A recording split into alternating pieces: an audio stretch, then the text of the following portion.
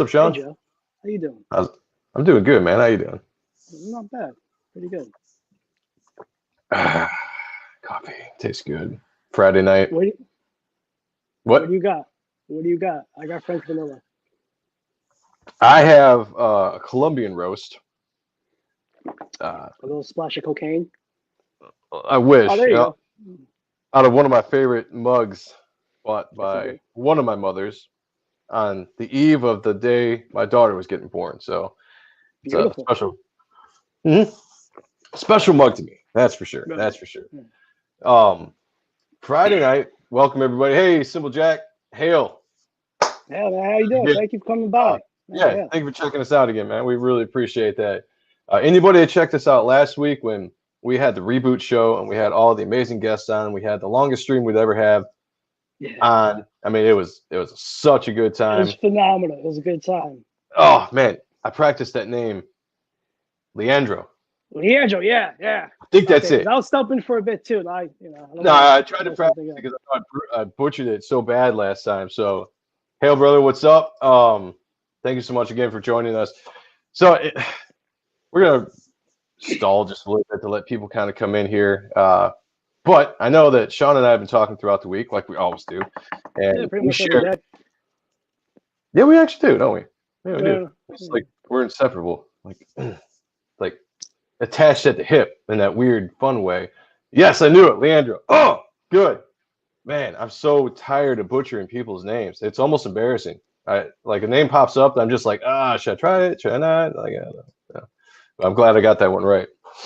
But Sean, you were showing me some stuff throughout the night. I don't know if we want to bring it up now. Maybe we'll do it a little bit later when we get more people viewing before we bring our guests on and everything. That I'm gonna leave that up to you. But yeah. We'll rock with that.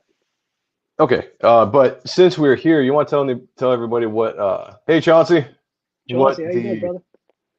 What the character is and what we're going to be showing here a little bit later of yours. It's full disclosure. Last week we had the show, and I showed off a page from my upcoming book that was kind of like a last minute thing that I guess I wanted to use to kind of draw people into the show. And on his own channel. On my own channel. And I hit Sean up last minute. I was like, hey man, do you want to do this with me? You can show something you're working on. And he didn't really have anything to work on. So it became one of those things that was like all about me, which was not, it was not. It wasn't playing like that. But, you know, I just like making you feel like guilty. Like, cause like you have like a really good soul and shit. And like, I like seeing people like that just kind of get bummed out. Now, I'm a piece of shit. Like, I'll admit, but it's all for the LeMayos, for myself. But no, but something came out of it, which was great because, well, I think it was great. I think it is great because I'm egotistical. Who is it? Who is it? Well, the character of mine is named Streeze. Streeze. It's a silly ass name, but I made it up when I was 11 years old, and I'm fucking. But it's unique. It's unique, and people are going to remember it. That's what I like about Dave Cockrum said it was cool when I was a kid, and I'm like, yeah, if he said it was a cool name, hell yeah. I'm running with that rumor.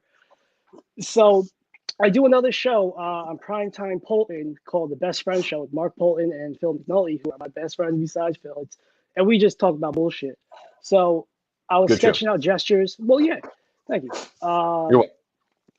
Fuck, I'll just show it now. For a piece that for tomorrow is National World Diabetes Day. I'm a diabetic myself, and I know it's funny when people say I'm a diabetic, whatever. And no, it's weird when people are like I'm a diabetic, and I'm like, I don't want to hear about it. Listen to myself. And December 4th will be 25 years I've lived with it. So the character is superhero stuff, fictional. The stuff he goes through, me. So whatever. I made it when I was 11. Then I added it, whatever. So I gestured this out. I don't know if you can see it. And then Phil told me something to write. It's a pinhead, I know. Right. It's the idea that I kind of wanted to go with. And like 5 minutes before we went live, I scanned it, did a quick cleanup on it, and printed it out on Blue Line. And then while we were just shooting the shit, I penciled this. Yeah. So, and then just during the week, I inked it in Procreate for really messing with that. And then sent it to Clip Studio to color, and I have a work in progress. I'll have it done by tomorrow for sure. But if you could bring that up, that'd be kind of cool. Yeah. So here we go. Before we bring our guests on, we're gonna do a plug for some of our projects we're working, which is what this show is supposed to be about. I want to remind everybody that this show is also an outlet for us to tell you about our books and our projects that are coming up next year. Besides the awesome and fun guests and friends that we have on the show. So yeah, here is the version that Sean sent me earlier today of Strees. And I don't know, it should be brighter. For some reason, it's not. Like on the iPad, it's brighter, but I think I'm not that smart, so I can't tell you why. But yeah. I think that thanks, Chauncey. Yeah. I think there's settings because every screen is different. And that's one thing I kind of learned when I was venturing into coloring with Photoshop there for a while, was that every screen, some screens are going to be darker, some screens are going to be lighter. Oops. I know it's kind of a pain. No. If anybody's complimenting me, just keep it rolling and triple up for one more time. There we go. Oh, look at me. No, I'm kidding. I'm not like that. No, man, it looks really good. I think it's an interesting character. I can't wait to see the book get done. Thank you. I'm definitely going to be. What's cool about these books is I have my book Reaper Destroyer, which you can kind of see above my head, and he's got his book Type 1 with Strees, and we're gonna do kind of a crossover pinup. Yeah. That I don't know. Are we gonna have it in both books or just my book? I guess we never discussed that. No. Where I'm gonna draw your character, you're gonna draw my character, but it's gonna be the same. Yeah, yours is going to be in Type 1. Right, and then. But we're going to have to. We're going to have to set. We talk, so we'll set up the page. So if you open one side here and then one side here, or we could just have them both on each. It doesn't matter, Yeah, there you go. We'll figure it out. But anyway, yeah. So it'll be cool. We'll do it. Like I said, Sean and I were attached at the hip. So all right, enough rambling. We've been rambling. Oh my god. Enough rambling. Oh shit. I'm going to throw it to Sean, and we're going to get the show kick-started because our guests have been patiently waiting, and they've dropped off twice, and they've come back twice. So we're going to bring them on here pretty soon. But I'm going to let Sean, because he is our hype man. Oh, okay, cool. Thanks, Mark. He is our hype man. We should bring our guests on. And do it good this time, because the last time you did it sucked. Fuck you. You didn't even tell the intro, dickhead. What's the name of the show? Where are we at? Wait. Who are you watching? Who are you watching? Shit. I can't insult somebody and then drop the ball like that. Damn it. I know. That was huge. That was embarrassing. Yeah, well. Anyway, it's Friday night, everybody, and welcome to the Art and Stuff show. I'm Sean Ahrendt, and apparently I look like a pretty good chick. That was wild. You actually do, oddly enough. Yeah, fairly hot. I got a lot of compliments. It's horrible. But with me as always is my brother and aunt. Boom. You did get a lot of compliments, which was funny. I really very attractive, very sexy, very distinguished.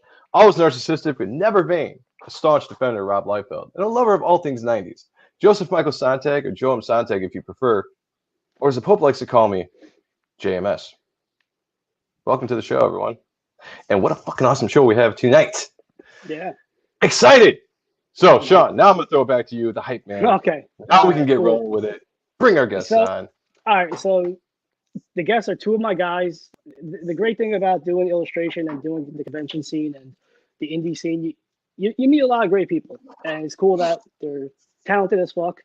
And, again, they're just good people. So, we have Mark May, who's a freelancer illustrator who has done a plethora of variant covers and pinups. I got to write this down because I'm stupid.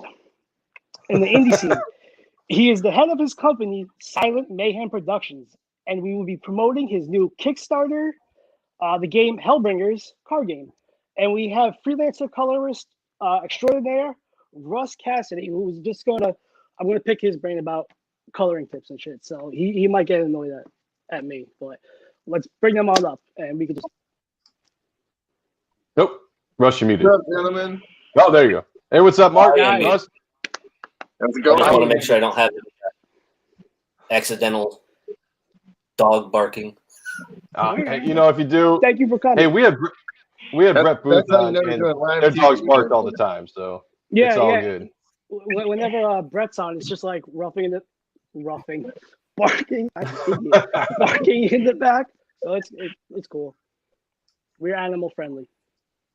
Absolutely, it's a live Yeah. show too. I mean, we get with Yeah, Mike's yeah. on, kids come running in. You know, same thing with Dan. So it's all good. It's all good. Mark, you sent me a bunch of stuff. I am going to go through that and sort real quick. So I'm going to let Sean take over real quick while I'm doing some technical stuff here. Awesome art. Right, so, I can't wait. Yeah, it's really Thanks, good. Joe. Beautiful. Thanks for Yeah. doing that for me, man. Yeah, definitely. I'm waiting. I'm kidding. So how we do this shit is we ask our guests their origin story, like go as long and big, you know, like let the audience know them. So first, I'll have Mark go, and then Russ, and then we'll promote the Kickstarter. So, Mark, what made you? You. What made me? Is that what you're asking me? I think a couple people banging probably is what made me, Sean. Is that what you're asking? That's true. Yeah, that and like your artistic origins. That would be the best way. I mean, you can go I kind of got like a goat beard, so it might have been a goat banging a like a Yeti. So I mean, how's it going tonight, Russ? I'm doing good, Mark. That's good, buddy. Russ is the man, everybody. Just so you guys know, I'm just meeting Joe. How's it going, Joe? Good to meet you. Yeah, it's good to meet you too, man.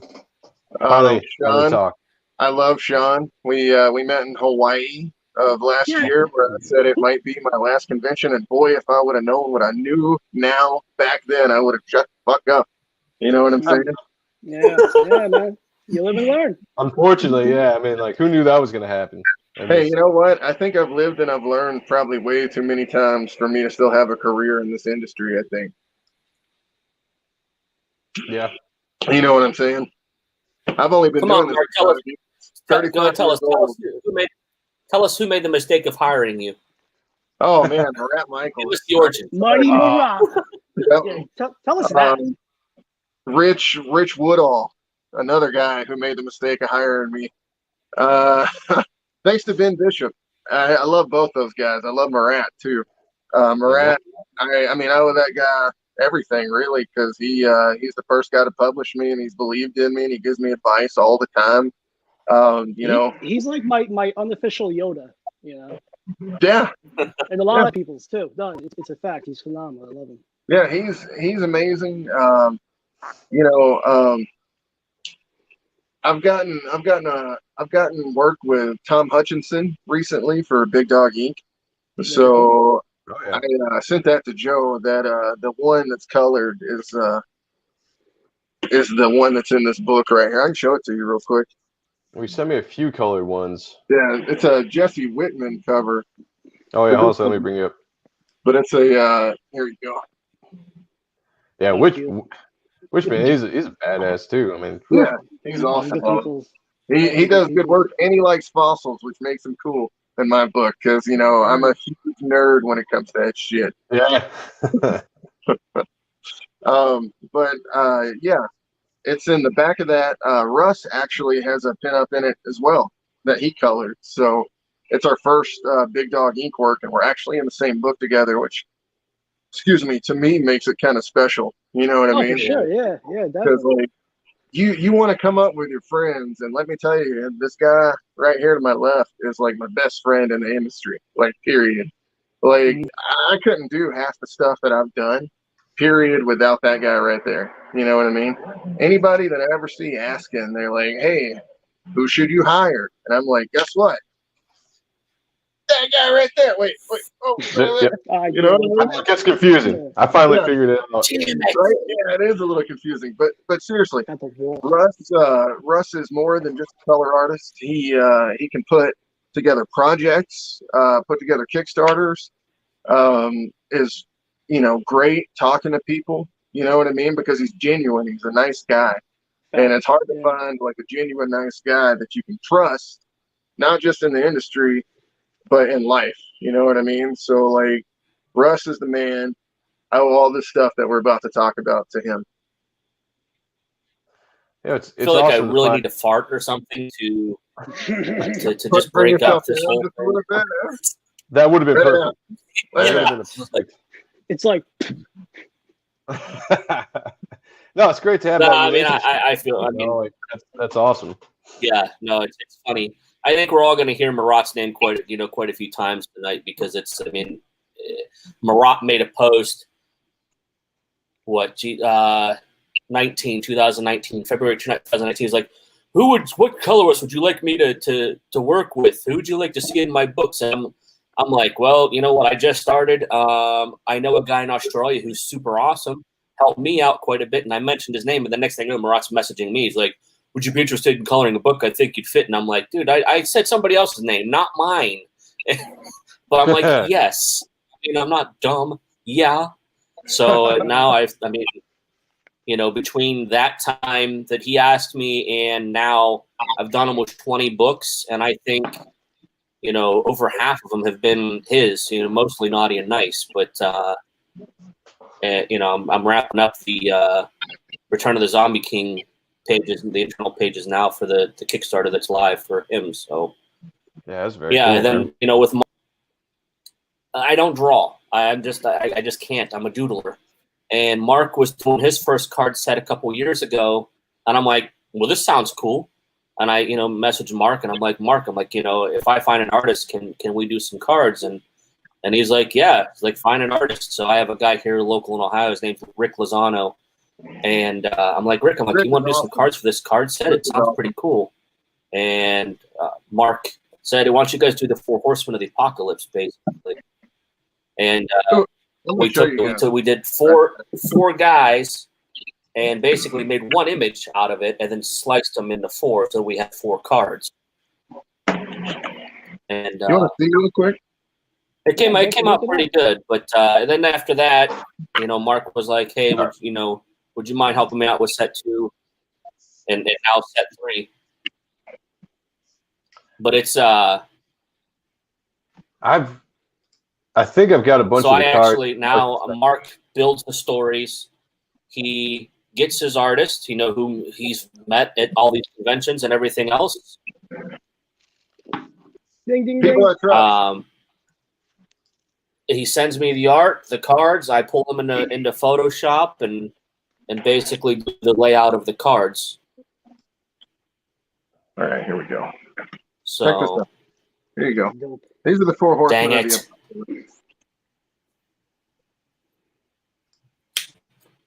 Am I here? Am I not here? Yeah, you're still here, Russ.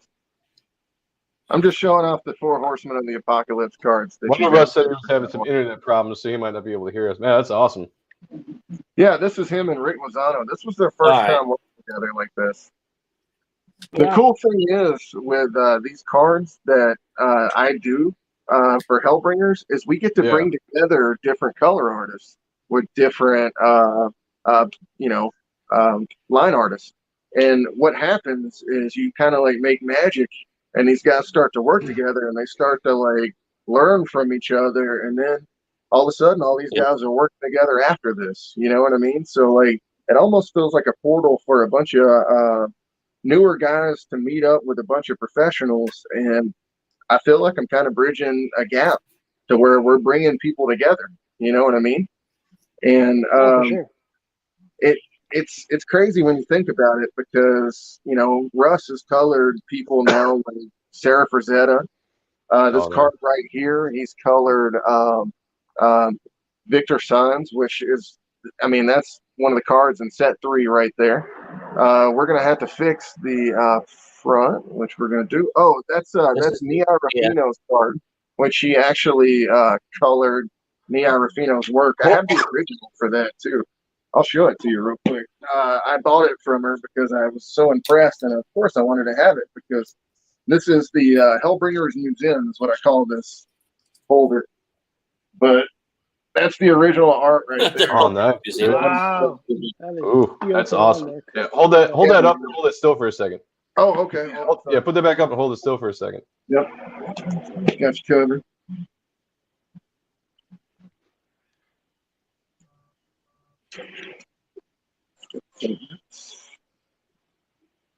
There it is. Maybe. I mean, that's really nice. Yeah. I love the expression in the face. And this is Michael Mastermaker, who's like the MVP of all the card sets as far as line art. Oh, that's awesome. That is awesome.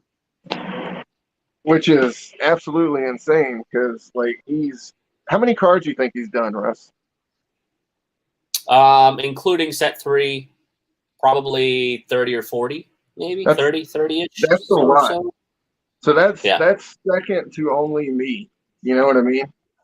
Yeah. So, I mean, Mike's the man. If you guys ever get a chance, look at his work, man. He does cards for Marvel, DC, Star Wars. I try to get him to do interiors, but there's no way he'll do it. He just wants to do pin-up and cover work. So if you get a chance, check him out because he's really, really talented. I mean, some people really like doing the pin-ups. Other people really like doing like the interiors and stuff. It's just I guess it's a taste. That's pretty cool. This one right here is me that I put in the game. I was gonna say. Nice. Oh yeah. I used to have a bigger beard, but we shaved it off when Sacred Heart got funded. Now you mention it, I can see that. Yep. Yeah, when I met you in person, you looked like a Viking. Well, you know, it's coming back. It's winter over here, so it grows fast in the winter. Yeah, give it a couple weeks. It's already gotten far. I mean, I've already got a beard again. It's been like, what, 2 weeks? Now it's cool to bring in talented artists like that. You're working with Jesse on the covers and that card of that wolf. That's Big Dog Ink. That's Big Dog Ink on that cover. Big Dog Ink? Yeah, that's Big Dog Ink. We got a pin up in the back, and then Russ has a pin up in there too. Oh, right. I got you. Okay, yeah. Sorry. It's confused. Yeah, that's Tom did a Kickstarter for Pen for Your Soul. It was a Showgirls 25th anniversary or something like that. And it's just basically a gallery of pinups. Oh, okay. Oh, yeah, that's some badass art. So, yeah, for sure. Mark, you sent me a bunch of art, and we're going to bring a lot of it up, or whatever you want me to bring up, we'll bring up maybe a little bit later when we get into it. But you just let me know. Some of the stuff you sent me, I'm really looking forward to popping up here because I want to zoom in on it. So I kind of want this to be like a special show because I love Sean. He's my dude. You're going to be my dude too, so all good. But here's the thing is we're going to kind of show off a lot of the stuff we've been up to over the past 3 weeks. And awesome.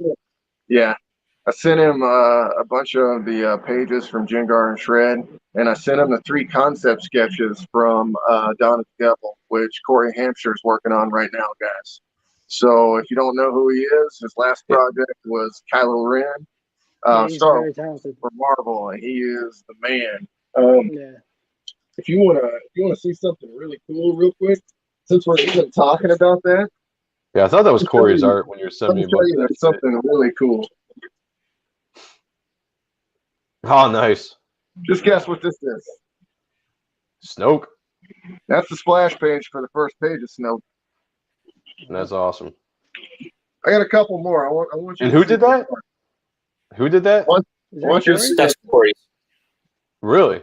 Wow. Oh, that's awesome. That's Corey as well? Mm-hmm. Wow. Like he's only Corey's doing the next Hellbringer book. Wow, yeah, like I didn't oh, that's awesome. Yeah, that's cool. So this one right here is my favorite. Look at this one. Oh, word. Yeah, that's sick. You gotta love those wide panels, a wide screen, theatrical feel. Yeah. So when I saw that, first off, that's about all the original art I own. You know what I mean? It's that right there. I kind of blew my load on the first chance I got. Corey Hampshire's art is so amazing. I figured, why not? You know what I mean? Oh, for sure. Right. I want to say real quick, Jerry is awesome. Just saying, like, Jerry. Jerry's beautiful work. Jerry's helped me out quite a bit. Jerry is the regular penciler and inker for the regular Naughty and Nice series.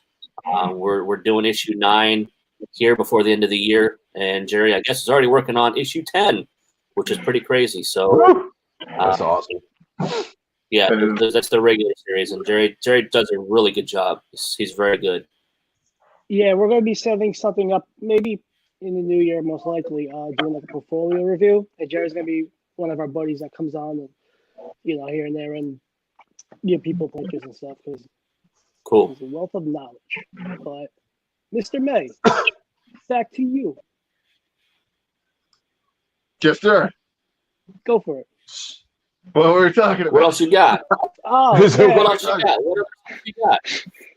Why don't you show it's of mice and men, I'm telling you.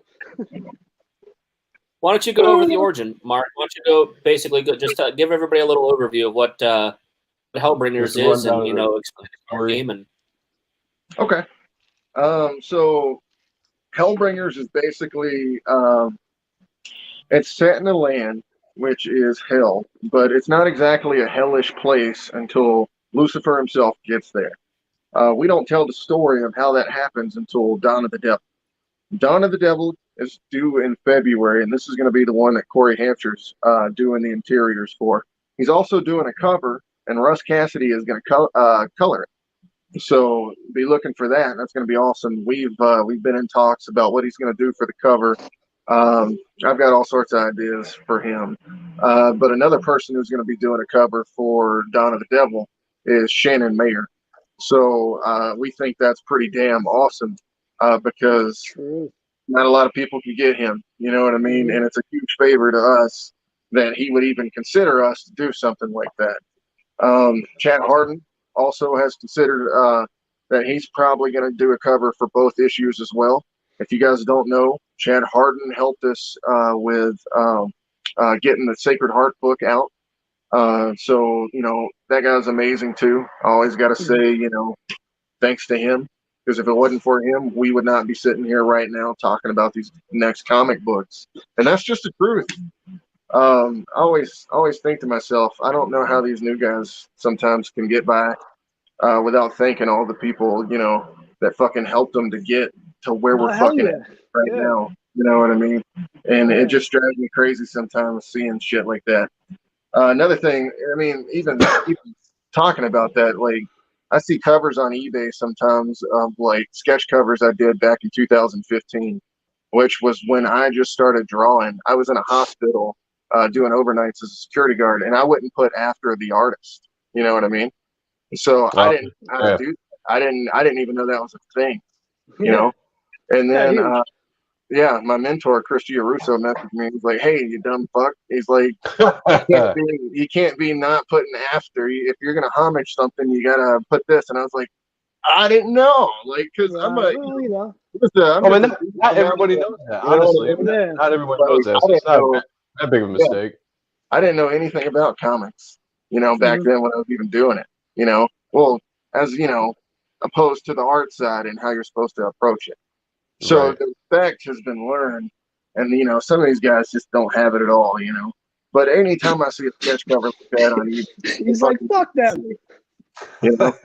So I kind of want him to like send it back to me so I can just write after myself. You know what I mean? And then put fucking homage thing, because it drives me nuts seeing that shit. But going back to Hellbringers, I'm working on a cover right now called Jengar and Shred. Which is, or for the book Jengar and Shred, which is the next book we have coming out, the next chapter, basically, of the Hellbringer story. The first thing I want to show you for that is the concept art that Rich Bonk did originally, which is actually his card art for set 2. But this is the original. Oh, man, that's awesome. You guys see that okay? Yeah, you just hold it a little still when you're. And be slower. Yeah, I would say hold it still, be slower. Yeah, that looks awesome, man. Yeah, so that's the original concept art for when I saw it. We have all these cards, we have all these characters. It's not that hard for me to write a character. I have been doing this shit ever since I was a little kid. You know what I mean? Like you'd be sitting there in kindergarten learning math, and I'd be over here talking about some alien world called, fucktard, just retarded like deal, And here's the thing is, like, this is the cover for Jingar. Nice. Yeah. This is what I'm working on right now. It's what I've been working on all day up Yeah, until the moment that we just came on the show. Very cool, man.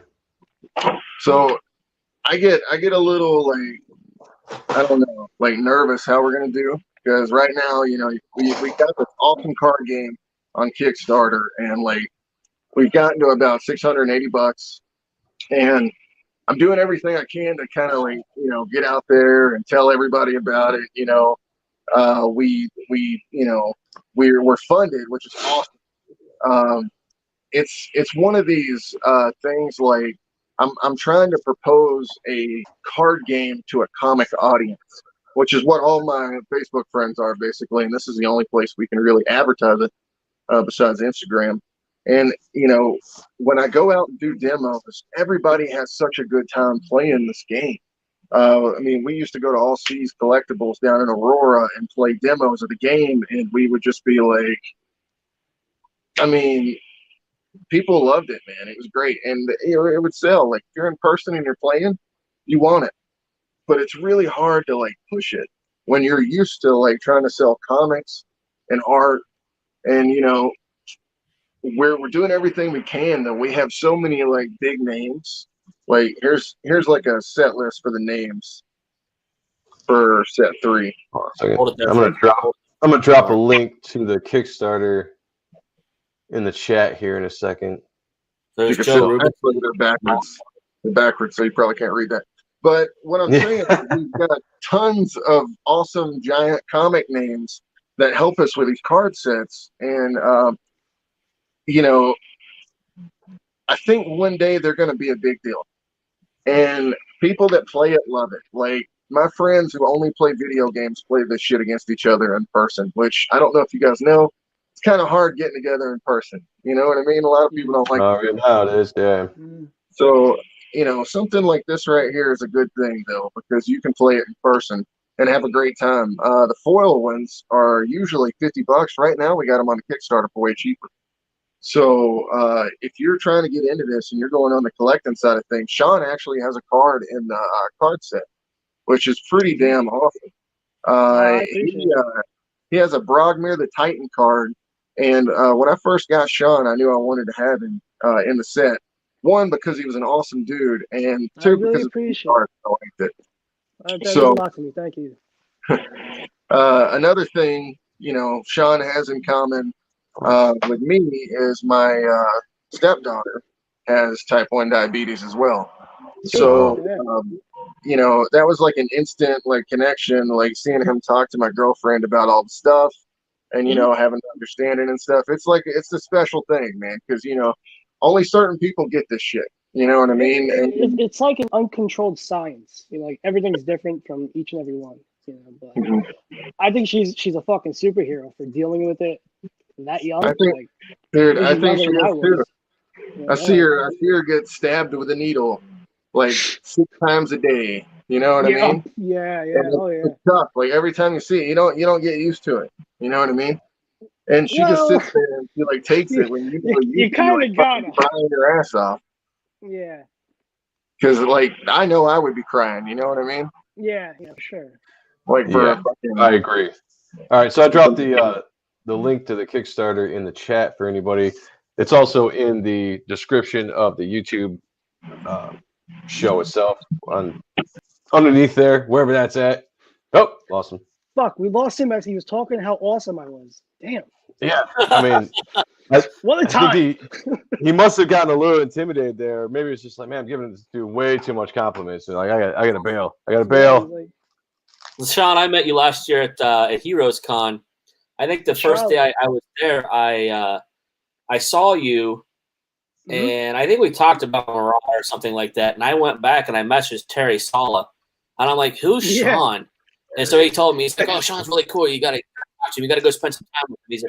He's a cool guy." So that's why I came by the next day and we talked for a little while. So Terry's family to me. Yeah, like You know, I've said this. like Terry, like Rob and Murat and all them. It's Yeah. amazing people. Amazing people. I'm very You know what's blessed. different about Sean? Like when you meet him at a show as opposed to other artists. So Sean actually comes up and he starts talking to you as a human being, and not about, you know, like art or accomplishments or something like that. Like Sean, like literally has come up and like he was just like, "What's up, Mark? Nice to meet you."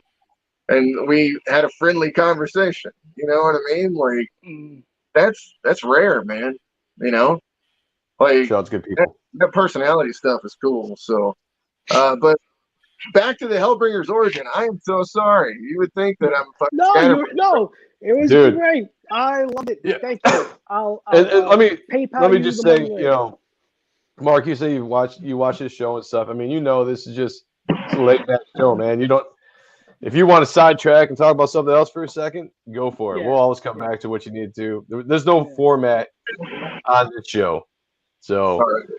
it is your guys' show tonight, and we're just hanging out, going along for the ride. So Again, I appreciate it. Thanks for having us. By the absolutely, way, we need all the help we can get in this whole thing, man. Trying to get exposure, trying to talk about the Hellbringers books, trying to talk about the Hellbringers, you know, comics and the game. If you would do me a favor, Joe, could you bring up some of the Jengar pages? Oh yeah. Let me No, and that's what's really cool. It's like, you know, you meet these people online, and you're like, oh, they're very talented, like, you know, this and that, and like you're able to do shows, and you meet them as a like you said, Michael say, like you meet them as a person. Like I'll talk about your art later. Like I'll throw it in the conversation. Don't get me wrong, but like I just want to say what's up. You know? And that's what's cool is because I actually feel like me and you could go to a bar after a show, get a burger, hang out, and have a beer. You know what I mean? As opposed to, you know, all right, show's over, pressure off, see you later, asshole. You know what I mean? Oh yeah. I'll have a margarita or two. How much am I paying him? Yeah, I was about to say, Chauncey wants to know how much you've been paying Mark for all the kind words and the ego boost. Well, I'm gonna have to say a few credit card bills are gonna be missed this month. Gotta pay that good money, man. You gotta do it. You know? You gotta invest in yourself. If you don't, who else is? So. All right, I'm gonna bring up a page here, and I don't know if they're in any particular order, but I'm just gonna grab the first one. That's fine. We don't have to do them in order. We don't have to do them. So here we go. Oh. All right, so beautiful. The origin story, we're going back to the first comic that we're doing after the Sacred Heart. And this skips to like a prequel, basically, to a time where Lucifer had just been banished into hell. The origin story for Hellbringers is that all these creatures, all of God's unwanted creatures, races, all the different peoples, like say elves, dwarves. Think of it like this: everything that you don't think exists now used to exist. Basically, it's not fantasy; it's true. Dragons, all of it. Okay, God gets rid of these fucking things and puts them in this place. Basically, he sends them down, and so there's a battle in heaven, and it's the one you always hear about, you know, the good angels versus the bad angels. And basically, Lucifer loses. So when he does, God's like, haha, fuck you back. And at this moment, when he falls down, he falls from space into like the Earth's crust, breaks through it. There's a layer in between that and the mantle that basically holds all this unwanted shit. Okay, so think of it as the land of like misfit toys, basically, almost. Right. God's misfit toys. You know what I mean? So at the moment, all of the things down there coexist. There's dinosaurs, you know, because you got rid of dinosaurs. You can think of a timeline like this. Most people think humans are only 2 million years old at the most. You know, some people say, what, like 200,000? Who knows?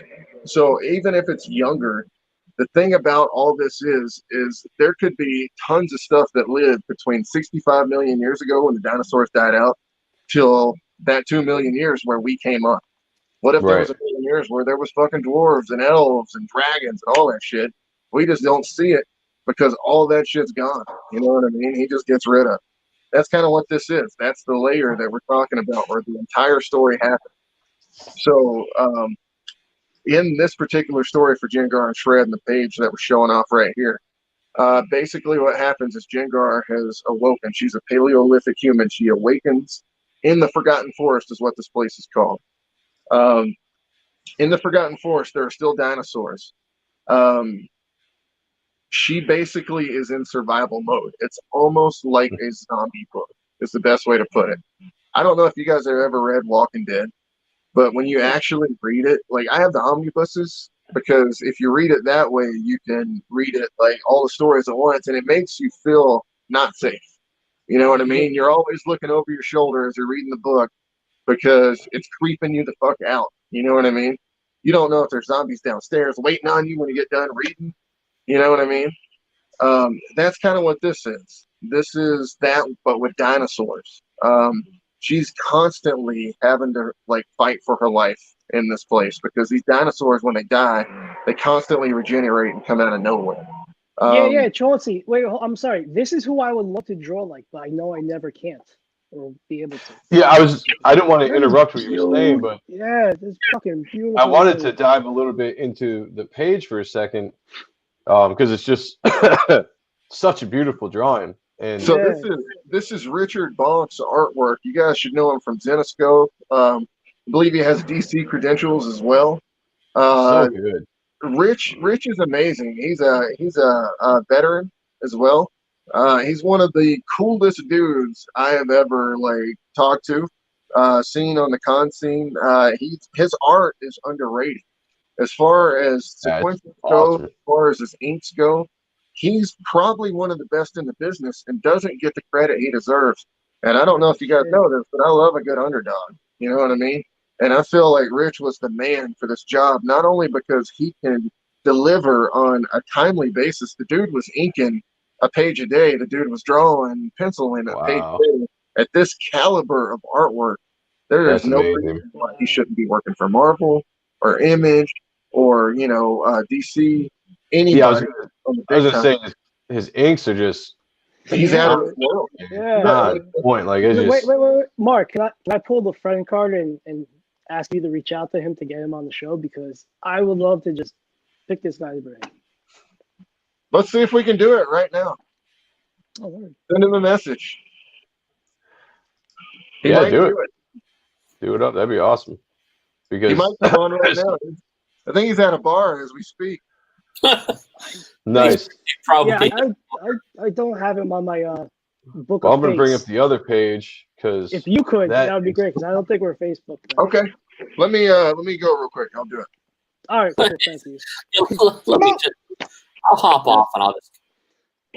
Yeah, I want to bring up the other page too because it's just. I mean, the art is just gorgeous. The Richard art is insane. I mean, it's so clean. Yeah, it's man, I love that's what I absolutely love about well inked work is I love the black and white, the finish because I love looking at like a penciled page, you know, like a unwrapped like behind the scenes like DC does all the unwraps, you know, with Jim Lee, like those are awesome, but I also absolutely enjoy and love diving into a finished, just straight black and white inked page. It's just something so I don't know, enticing about it. It's almost like it gets me going. You know what I'm talking about, Sean? Yeah. Here's the deal, Joe. Here's the deal with his page. That's only the second layer of what he does too, man. Like he has a third layer of inks that he'll put in. Yeah. And his it almost looks like John Buscema. Savage sort of Conan is the best way to put it. So if I could have afforded the next layer, I would have went that way. So he is awesome. I can't wait to do another book with him. You know, if this book does well, maybe we can get that third layer inks on the next one. You know what I mean? So let's see. I'm trying to It's get like, him still. Trying to get him like still. Yeah. So on this page Dave right here, Stevens? this is actually the first appearance of Jengar. I agree. Yeah. Leandro, very delicious work. That's the first appearance of Jengar right there. Coming on the page. She's basically taking this raptor down that is killing this giant T-Rex. There's about 5 of them. That's how the book starts. It's just pure action all the way through the book. And then as you can see on the bottom, it's got a baby dinosaur. And that baby dinosaur is Shred, actually. Is what? It's so the book is called Jengar and Shred, and that baby dinosaur down there. I got it. Oh, okay, so that's the character. All right, I got you. All right, that makes sense. Is that like a baby T-Rex? It's like an Allosaurus hybrid. Okay, all right. Not to get too like asshole-ish. Yeah. A little bit smaller than a T-Rex. Yeah, I used to love the Allosauruses when I was a kid. I don't know why. I had this book. You guys want to see an Allosaurus bone? Hey, what? Sure.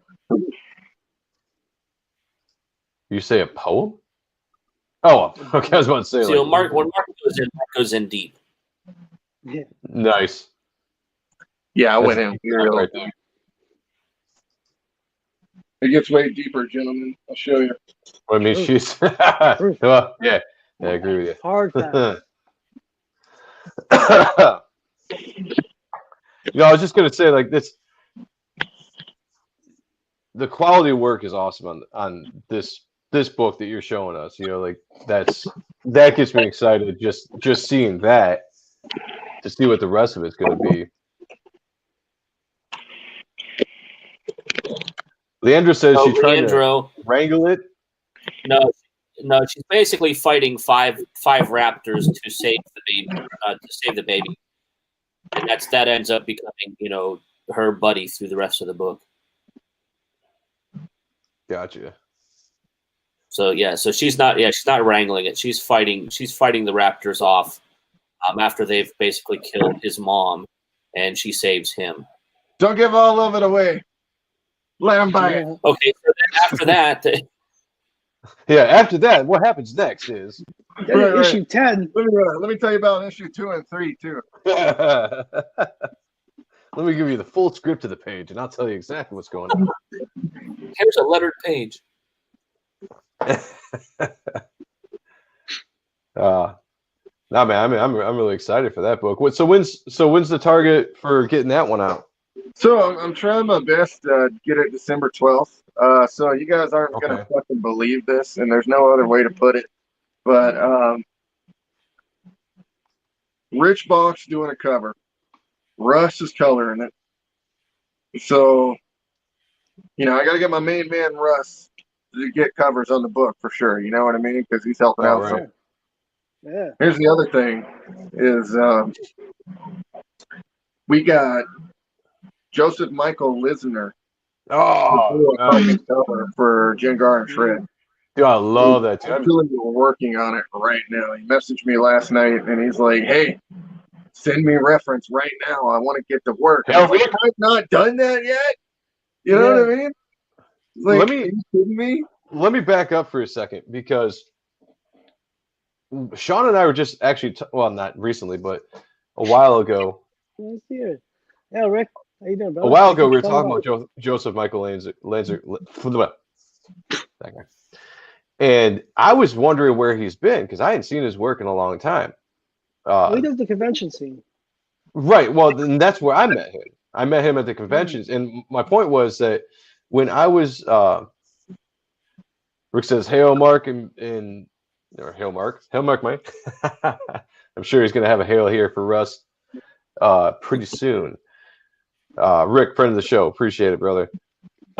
Anyway, back to my point. Good to see you, Joseph Michael. When I was first showing my work at conventions, he was one of the first guys. There it is. I knew it was coming. He was one of the first guys I showed my work to, and actually spent some time at his table. Very cool guy, very nice. He gave me some ins and outs of the industry. went over my work a little bit, gave me some pointers, and didn't mind if I just hung at his table and just shot the shit. And, you know, this was when I was probably in my early 20s. But I always wanted to have, I would love to have him on the show too. So like, if Sean could pull another friend card, if you could reach out to him at some point. I don't know him. No, you're pulling a friend card for Mark. You're pulling another one because I get no friend cards here. It's all through you. Oh, I would love, I got you. Yeah. You see what I'm saying. Well, you know. But anyway, long story short is I'd love to talk to him again. I doubt he even remembers me, but that'd be really cool. But it's you're like, I was that nerd. Maybe like, who the fuck are you? I'm like, yeah. Okay, so Rick says go to hell. He's not doing our show. Oh, okay. Well, heart's broken. I'm just kidding. We'll see what he says. He said he can't do it tonight, though. Oh, that's fine. But maybe we can get him on for sure. Tell him to get with Sean, and Sean can work out something in the future. Absolutely. But anyway, I didn't want to cut you off there. Get back to what you're talking about, but I got sidetracked when you brought up Joseph Michael Lindsay's name, because I was always a big fan of his work with Dawn. No worries, man. No worries. I get a little sidetracked sometimes, like mentally, because, like, you know, working on this cover, I've been doing it like, 8 hours today, and then other than that, I haven't had I don't think I ate lunch or breakfast. You know what I mean? I've just been refueled, man. It's kind of been drinking coffee and smoking weed all day. You know what I mean? So I mean, can't go wrong with that. No. What I was saying though is we got Linsner on a cover, which is crazy to me because I didn't think we sure. Yeah, it's awesome. And he's always been cool. The first time we met was in Colorado Springs Comic Con back in, I want to say 2017. He was sitting behind me, which is crazy. Like nice, like booth buds. You know what I mean? Yeah. I still have the original that he drew for me. That was Sinful Susie. So I'd like to show it to you, but I don't think I got it around. I was just about to say, you're not going to show it to us? I don't. My bad, man. I don't think I'm gonna have to send it to you later. If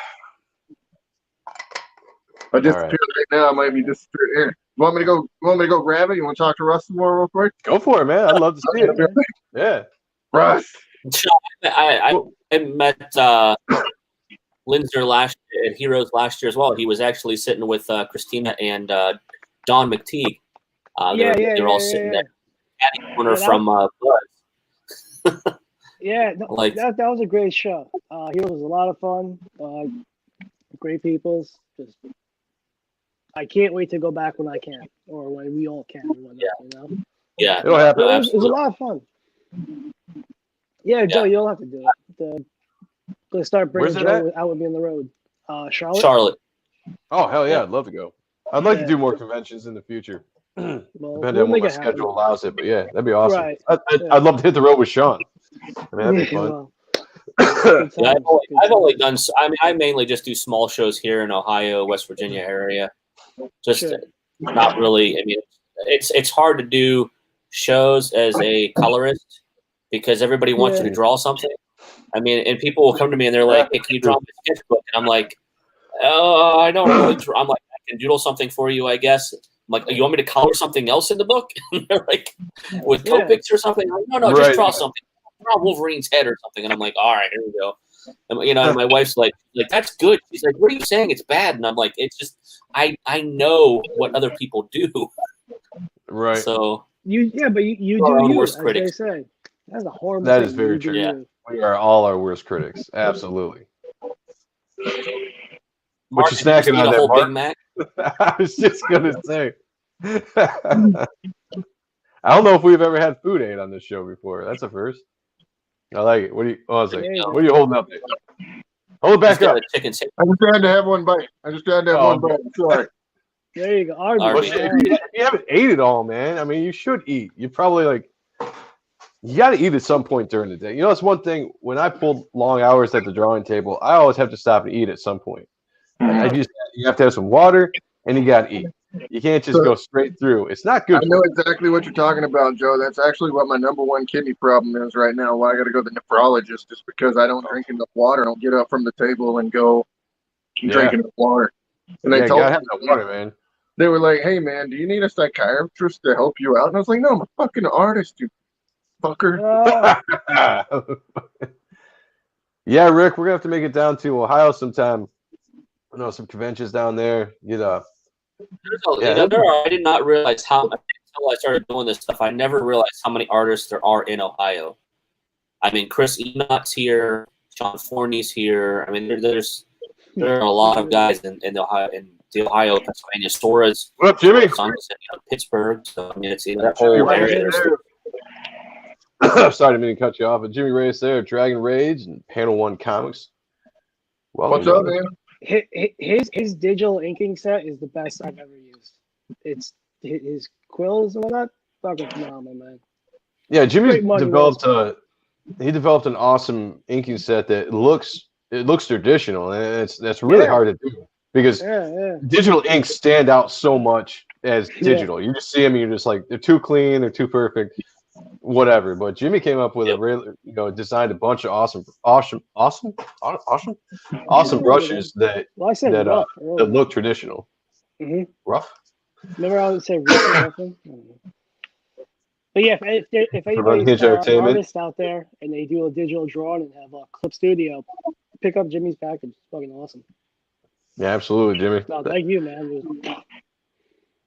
Definitely changed the game, I would say, Jimmy. I think it definitely changed the game with that inking set. That's for sure. And if anyone sees when we go, the backdrop I have there, that was all inked by Jimmy. So the cover I got for my book coming out, have Jimmy's inks on it, and he did a fantastic job. Joe, are you drawing digital or are you doing traditional still? Oh. Who? Sean or me? Oh, I do all traditional. Well, tell me who you got inking your book. Yes. Well, I got Joe Weems inking my book right now, the actual book. So that's been exciting. That's fun. That's fucking awesome. Yo, that is awesome. Beautiful line work. I'm just like, holy shit.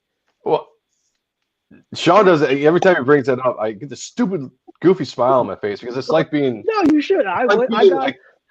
No, look, I'll blow my own eagle right now. I got my my buddy Marat Michaels. He's doing the alternate cover for my book type 1, so I know the feeling. You know, it's fucking awesome. Dude, that's awesome. Yeah. Working with Joe Williams, like working with somebody I wanted to work with since I was a kid, and it's like certain people you never think you're actually have a chance to work with. So it's just one of those things. So every time Sean brings it up and I'm live, like I can keep a straight face most of the time, but like I get this stupid. It's a warm, fuzzy feeling, right? Yeah, it really is. Awesome. So at the end of the day, we're all fans. We're all fans at heart. It's a dream, right? Yeah. Oh, yeah. Absolutely. It's just fun. And anytime you get, that's why I love working with Mark. Mark he's very outgoing. He's very personable, but he's very outgoing, and he doesn't give a shit what he says to anybody, first of all, but at the same time, he's willing to go out. A lot of people don't, you talk to all like these hot chicks, right? And they're like, no, I don't have some might brag about it, but not me. Because everybody's intimidated to go talk to them. Everybody's intimidated. Yeah. But at the same time, Mark is willing to go talk to, these big name artists, and become friends with them and pull them into things. So that's why, working with Ni and doing talking to Chad Harden on the phone, it's just like what? Nope. Losing. But there's it's very, very cool to be able to work with some big name artists. And Rick, to answer your question, I will be doing my book Indiegogo. So just so you know in the future that to answer that question. So I know, Russ, you were breaking up just a little bit there, but I think we got the gist of what you were talking about. And for anybody, Russ has a little bit of internet problems going on every once in a while, so he might be phasing in and out here. But hey, it's live. It's a live. As long as you guys are having a good time, it happens. That's right. I'm having a good time. Yeah. Are you guys having a good time? Are you? I'm having a great time. Yeah. So, all right. Let's get back to this.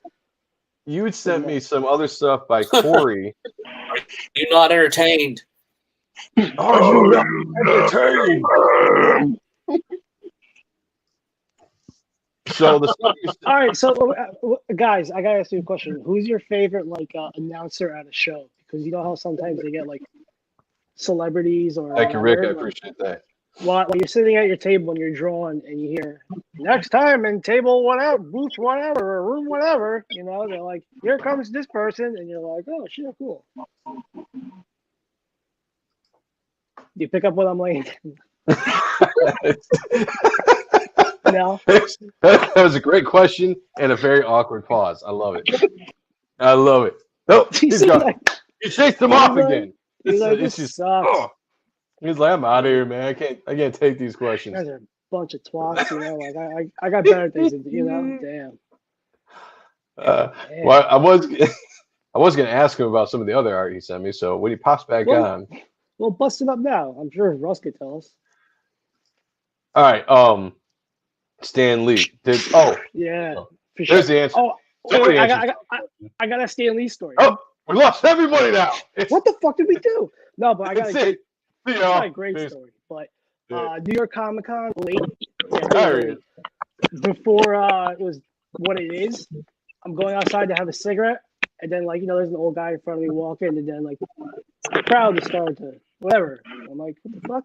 And I look, it's fucking Stan Lee, and I was just like, holy shit! I didn't say anything. I don't know why, but and then we parted our ways, and I was like, that's cool. That's awesome, I'll work Eric. with that.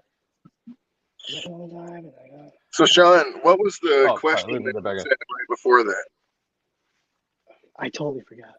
Right before we skipped out, what was that question? It's the question you just asked, Sean. That everyone's answering. Oh, yeah, I'm an idiot. Yeah. I'm like, like, what the what's going on with the show? Yeah, you can relax. No. When you're at a show and the announcers, who was your favorite, or what do you like? You're drawing and you hear this person comes to this room, and it's like, oh, Stan Lee. For instance, what's one you're like, oh fuck, cool. So one time we had at Amazing Vegas. This was a couple years ago. They were like, RVD wasn't supposed to be there, like Rob Van Dam, the wrestler. Yeah. And he, man. I'm a huge RVD fan from the ECW days, because when I was a kid, like 12, 13, 14, 15, that's what I watched on Friday nights. You know what I mean? Was ECW on TNN. Yeah. You know, and this motherfucker was jumping off, past the barrier, you know what I mean? Off the top rope, just killing people. And I love that. So, I mean, I have a lot of respect for the guy, because he's, hell of an athlete. When I heard at Amazing Vegas, they were like, RVD will be at booth blah, blah, blah. And I was like, what? That's insane. Because I love RVD. And I went over and I met him. And I was like, man, if you, it's like, you out here, smoking? He's like, yeah, man. I was like, I do it all the time. He's like, I'm going to do it right here. And I was like, and I was just sitting there like, you just did that in the convention. You know what I mean? And he's like, I'm Rob. Man, damn, I can do whatever the fuck I want, Rob. Yeah, damn. That is true. That is very true. Like, I'll tell you what, nothing brings people together as much as marijuana. I kind of agree with that. I absolutely agree with that, actually. I was in a band for a number of years back when I used to smoke religiously from the time I got up to the time I went to sleep. A doo-wop band. I was in a doo-wop band for years. And everything you knew, or everything is, you met so many people just by smoking weed. And I don't smoke weed right now. If anybody from my job's watching, I can't. I get random tests, but I'm a dad. I just don't right now. But back in the day, I used to. Dad. Throw that excuse out. It's like, oh, and I'm gonna tell you that you roll up to a show and it was just like you didn't even know somebody. If they're smoking weed, you walk up to them, you talk to them a little bit, and they instantly, there you go, and they pass it around. You met so many cool people that way. So Do you want to hear somebody? Somebody was standing outside with me one time when I was doing it at a convention, and he was smoking a cigarette. It was this really old guy, and I had no idea who the fuck he was. And he was just sitting there smoking a cigarette, and I was smoking a joint. And he looked at me and he's like, "Is that one of them?" He's like, "Is that one of them funny fags?" And I was like, "What did you just say?" Was he British? Is that Yeah. Garth? Was it Garth Ennis? No. It's, so first off, if you guys don't know, a funny fag in Britain means a joint. You know what I mean? Yeah. Right. Well, yeah. So- Some people don't know. Is it that. Australia? Yeah, that's being British.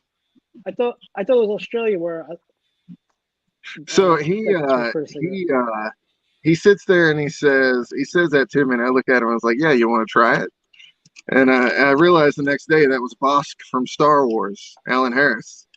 What? So, yeah, I've got multiple stories like that. I'm not gonna. Yeah. I'm not gonna talk about the people I've done stuff with, but I'll put it to you this way: you meet a lot of the better people because they're obviously not stuck up. You know what I mean? They're not gonna judge you because the way your clothes smell. You know what I'm saying? Yeah. So stuff like that. I really. All right, Jimmy. Thanks for checking us out. Thank you for coming by, Jimmy. The coolest was I'll meeting get him Stan on. Lee for sure. Stan Lee was awesome. But Spencer Wilding, Darth Vader from Rogue One, we actually had beers together in a bar, and he got in a fight outside the building basically, and I had to save him. So I saved Darth Vader, just so you guys know. Nice. Right on. Let me interrupt real quick. I'll just say that everybody, Jimmy Ray's Page One Comics, he has a book called Dragon Rage right now on Indiegogo. It's got a awesome cover by David Finch on it. I think it's one of the first covers David Finch has ever done at Indiegogo. Go check it out. He's got a couple David Finch cover. That is awesome, man. I love David Finch. Hell amazing. He's got a David Finch cover. Looks badass. He inked it. I'm pretty sure. David's on his show a lot of times too. So if anyone checks out Jimmy's channel, he's got a lot of cool guests on. He's always drawing up. Good guy. Check him out. Thanks for coming by, man. Super talented. There was Jerry, Jerry, to answer your question, usually just from the images on the page, just because I don't get a script, but the script helps. If someone gives me a script, it does help me. I've wondered So that I too. love a script, but I don't usually get it. Like I get it too. the colorist I'm working with now on my book, I asked him the same thing if he wanted like a script or anything, and he said that it wasn't necessary unless I wanted to, and I can just kind of give him the feel. So I can give him like a paragraph of, because I'm essentially I'm the writer of the book as well. I can kind of say like, well, this is what we're looking for, mood wise and all this kind of stuff. And then I just let him do what he does with his palette kind of thing. But I was always wondering that when a colorist is looking or doing a book, if they're looking at that script so that they can get all the cues from the way that it's written, the tone, all that kind of stuff, so you can put that into the scene and the feel. And I mean, absolutely. I think that it's not necessary, but there's going to be questions that come. Is this night? Is it day? What time is this happening? Is this all happening within 4? Is the whole comic happening within 4 hours? I mean, so it's certain things like that. It helps. That's awesome. All right. Well, more script. Beautiful art. Yeah. Oh, yeah. So, Mark, so I was going to ask, you sent me some stuff by Corey, right? Mm-hmm. And is that for the Hellbringers? So yeah, this is Hellbringer's Dawn of the Devil. These are the concept sketches. These are the first concept sketches ever, besides the ones that I did, to give to him to basically do it over. This one right here is Astaroth, who appears in the Sacred Heart. Yeah, that's awesome. He's always got a cool style. I always liked Corey's style. It's like Romita and Larson. Yeah, it's got a little bit of Little Buscema. Yeah, it's awesome. Larson too. I'm pretty sure he learned under Larson, so yeah. I think you're right with it. Definitely got a Larson feel for sure. But I've always thought I saw a little Ron Lim in him too. I like that. Just might be me, but he's got a cool style. Technique's awesome with his. I like it too, and it's just the opposite of what Rich is doing. You know what I mean? Yeah. So this is more of a like a comic book feel as of to where Rich's work kind of feels like it's real, you know. Yeah. Yeah. No, and you know that's what's awesome about comic book art is like there's so many awesome styles out there, and it all is in the same medium, you know, and we can all appreciate it for what it is. So you can look at a style like we saw with the other book, and look at this style, and it's completely different. But you know, you can still pull. And obviously, this is just a character sketch, so it's not like a finished work. So, but yeah.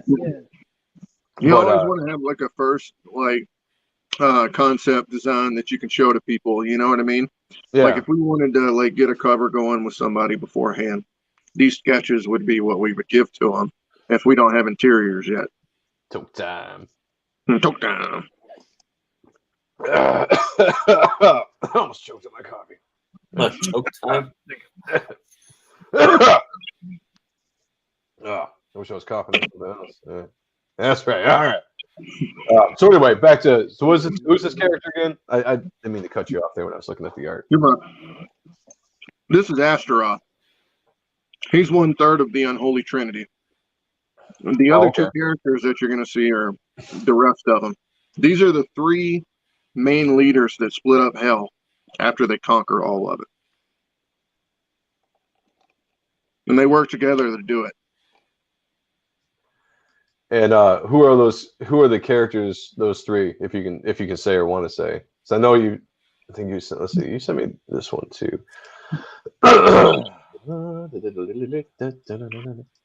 can say. And this one here is Beelzebub. Oh, okay. So this is Beelzebub. He's basically the other fallen angel that survives with Lucifer after the fall. There's a few more, but in their group at the beginning of Dawn of the Devil, only these 2 are pretty much the survivors when they make it to where they're going, when they meet Astaroth. I can't give you any more than that. Tease. Uh-huh. So do you have in this book? Do you have is Lucifer and the devil the same person?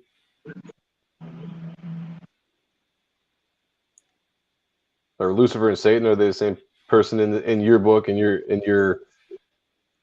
I don't want to call it mythology, but you know what I'm talking about, like the way that you present your show. Yeah. Go ahead and show him real quick. Who are we doing? The next concept sketch. Oh, hold on a second. Let me make sure. You sent me so much art. Let me double check and make sure I got everything. Oh, okay. Hold on a second. You're all good, man. All good. I like how it just looks like his muscles are just like, you know. Mm-hmm. Yeah, again, I mean, Corey did great, man. Like he took my little sketches that I did in like 45 seconds, and he literally just. Oh, he's quick. He's stupidly quick. Wow. So this is Lucifer right here. To answer Joe's question without giving away too much, it is Satan. It is not the version that you're going to be used to. This guy is your main character of this story. So as you can see with Corey's art, like seeing something like this in a book where it's going to be mostly war, battles. Corey even said to me himself, he's like, I haven't seen a script like this where I'm constantly drawing a battle and making action, but you're progressing the story at the same time. He's like, this is one of the coolest things I've ever seen script wise. That's amazing news, praise. Man. Yeah, you know what I mean? That's praise, man. That guy's been in the business for a long time. Yeah.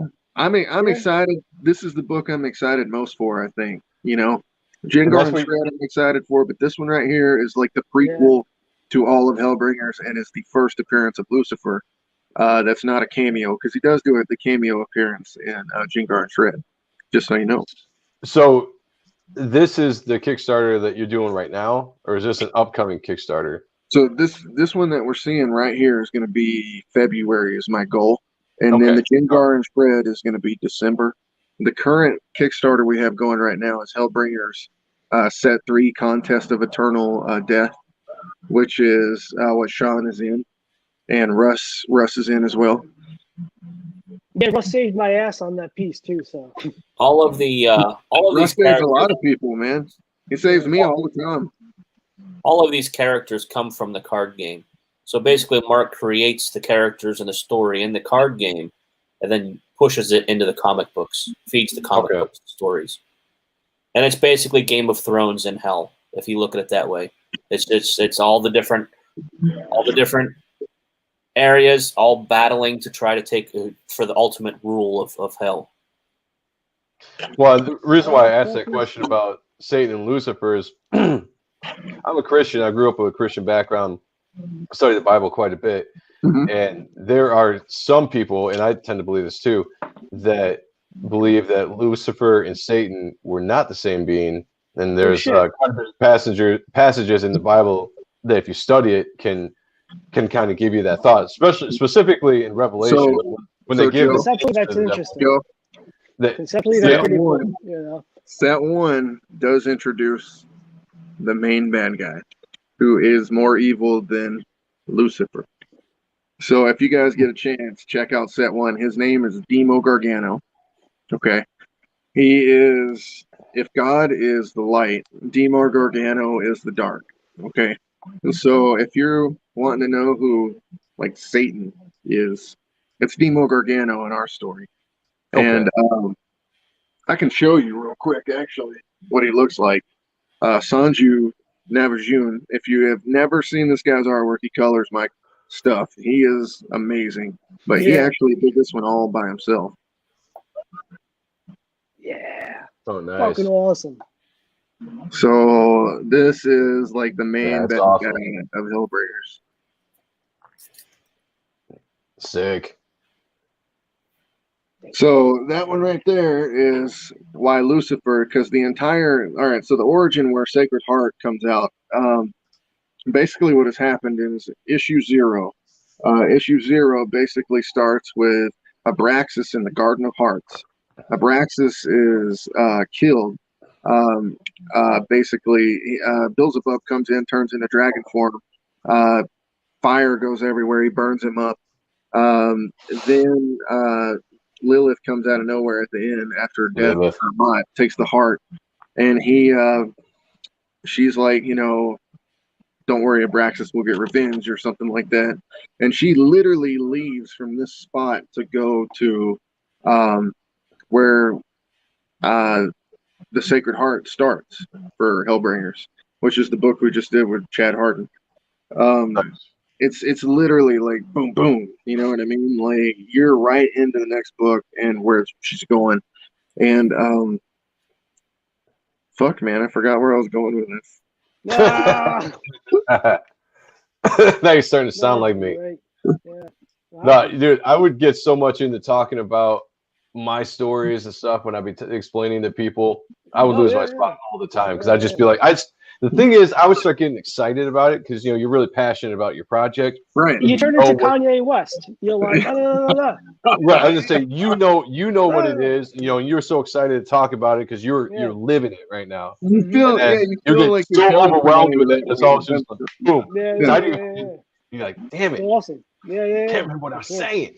Oh, I remember now. Okay, so basically what happened right after that. Very true. Very true. Jengar and Shred is like I said, the prequel.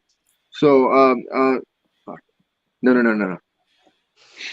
Okay, so Lucifer leaves. He's like done with this shit. He has visions of Demo Gargano basically coming in, and he's gonna wipe out everything. So Lucifer's like, I'm out. You know what I mean? I'm going to the wilderness to live out the rest of my days, you know, chopping wood. You know what I mean? So he takes off and leaves Lilith alone, basically. When he does that, you got to understand, he's kind of like the emperor of this, you know, triple faction rule. So what he says goes eventually, or, you know, at the end, no matter what. So having him leave creates a power vacuum for the faction that he's in control of, called the Order of the Devil. And Lilith, who's the queen of hell, basically has the power, but nobody respects her basically down there. So they're trying to take it from her. So there's a general called General Torgan who's trying to take power of the Order of the Devil from her, while the Council of Hate, Beelzebub's faction, is invading, and the Horde, which is Astaroth's faction, is leaderless now because Baal in the Sacred Heart basically banished Astaroth to like an astral plane where he can't be found. So you're talking about so many different vacuums of power. And like Russ said, it's Game of Thrones in hell. Like, because eventually people are going to start falling into places and puzzle pieces are going to start falling into places. And you're going to start understanding the story more. But right now it's a discombobulated puzzle. You know what I mean? So once we get these next couple books out, everybody will be like, oh, okay, I think I kind of got the gist of what's going on now. I'm ready to build the story. No, it sounds really interesting, man. I'm looking forward to backing that when that comes out. Thank you, brother. Yeah, absolutely. I think it'd be a fun story, right down my alley. Which is actually, it's kind of funny because I've done a lot of research into a lot of different things when it came to the history of like the Bible and stuff like that. And I tend to jump into things that get a little bit more like on the fringe areas, I guess you could say, of the Christian conspiracies or whatever, like looking into like the gap theory and the thing of like the pre-Adamites, the time before Adam and all this kind of stuff. And I actually used a lot of that crafted the underlying basis of my book, as I created a mythology in my book, going all the way back and using a lot of that aspect of kind of where I came from and whatnot. So it's interesting to listen to you talk about the way you're putting your book together, because it's right down my alley. For sure.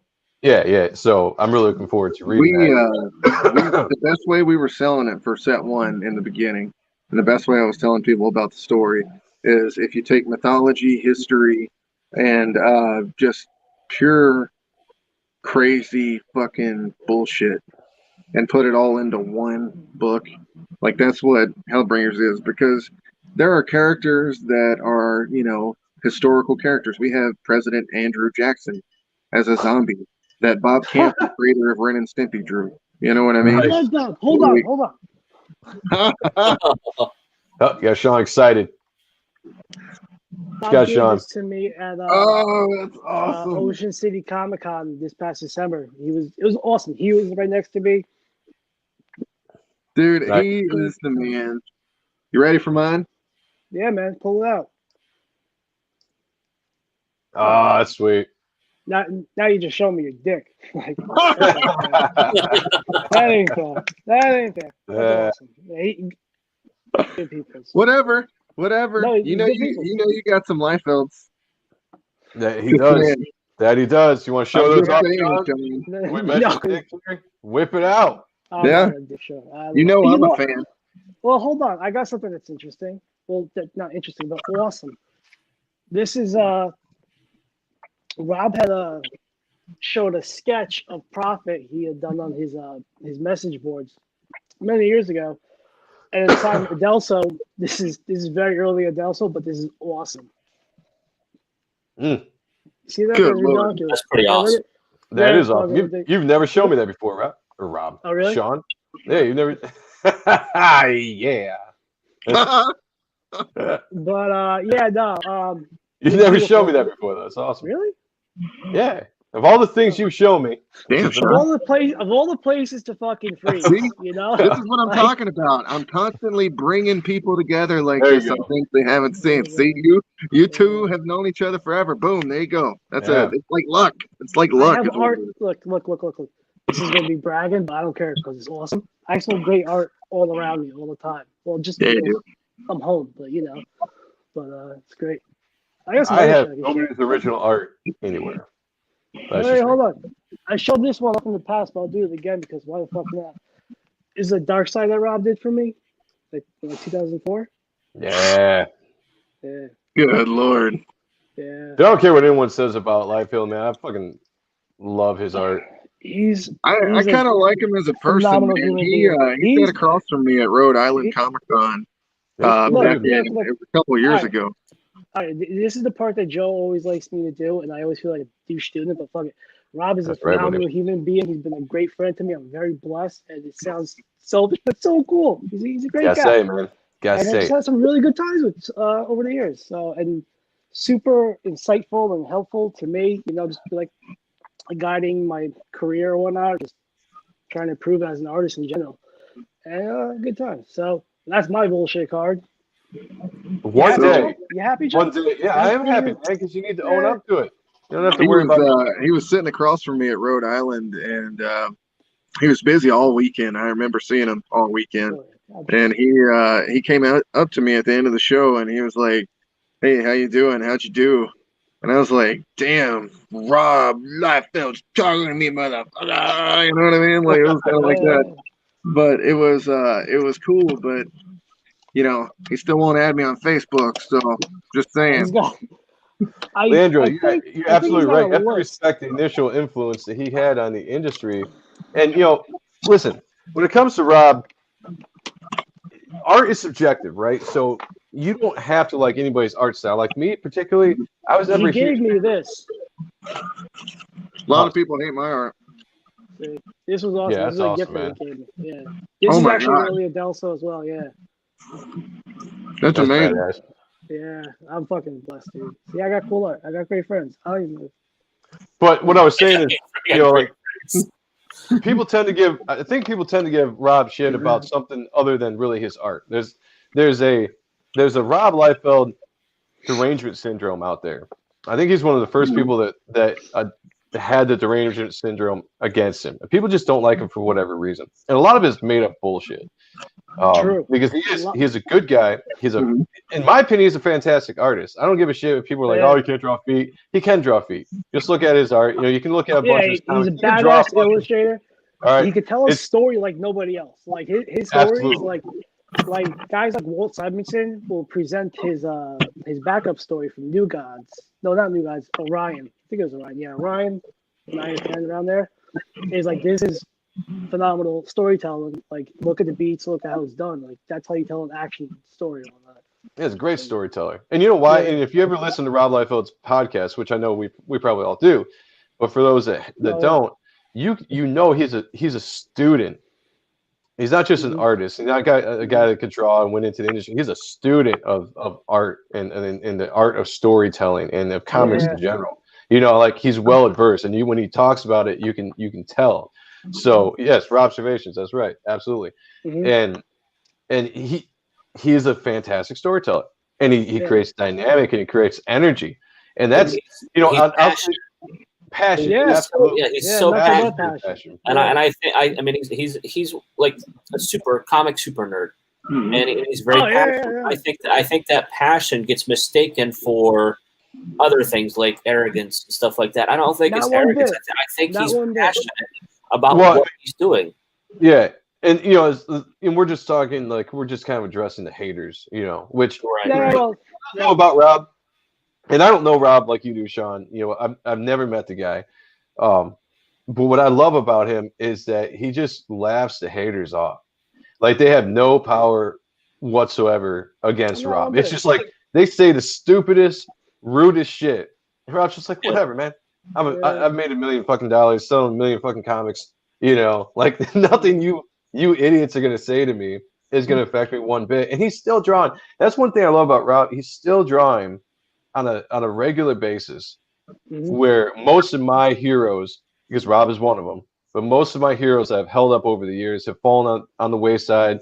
Maybe just do part-time work, just do covers, or just do whatever here and there. Rob's still going strong. And for me, that's awesome, because in an industry where I'm routinely bored, there's only a handful of people that truly get me excited when they come out with a new project. And Rob is definitely on the top of that list when he does. Yeah, I'm a huge G.I. Joe fan. I don't know if you guys know, but I've got the got the arcade game. Yeah. The Cobra tattoo. Let's show that. Yeah, that's awesome. Oh, yeah, that's awesome. So I got that at Rhode Island, which was 2 blocks away from Hasbro headquarters, which I thought was pretty cool. Oh, that's badass. I see you got the arcade game back there too. Yeah. I built that from scratch actually. So Did you? yeah, Oh, yeah, sure did. that's awesome. Right on. I always wanted to do that with the Turtles, the Yeah, original, that original, X-Men, you know, arcade that game. Spider-Man arcade game, Mhm. Avengers, even The Simpsons. Ah. Yeah, man. Dude, I was a huge fan of every single one of them you're saying, dude. Every single Yeah, one of them. yeah. That Oh, arcade dude, I system spent so has much time every playing one those of them. games with my Yeah. brothers. It was so fun. Joe, Sean, that one has every single one of them that you just said. Motherfucker. Well, we should when hang life out gets back to sometime. normal, I'm here to Yeah. tell you. Just Yeah. come on down, come hang out anytime. Jerry Yeah, says a lot of the Rob Jerry- bashing yeah, comes from yeah, a for place sure. of jealousy Jerry, from a guy who Jerry's made good, it man. big, young, and bucked tradition to do things his way. Yeah, absolutely. And you know that's like the three of us had had dinner together. It was just shooting the shit. And cool.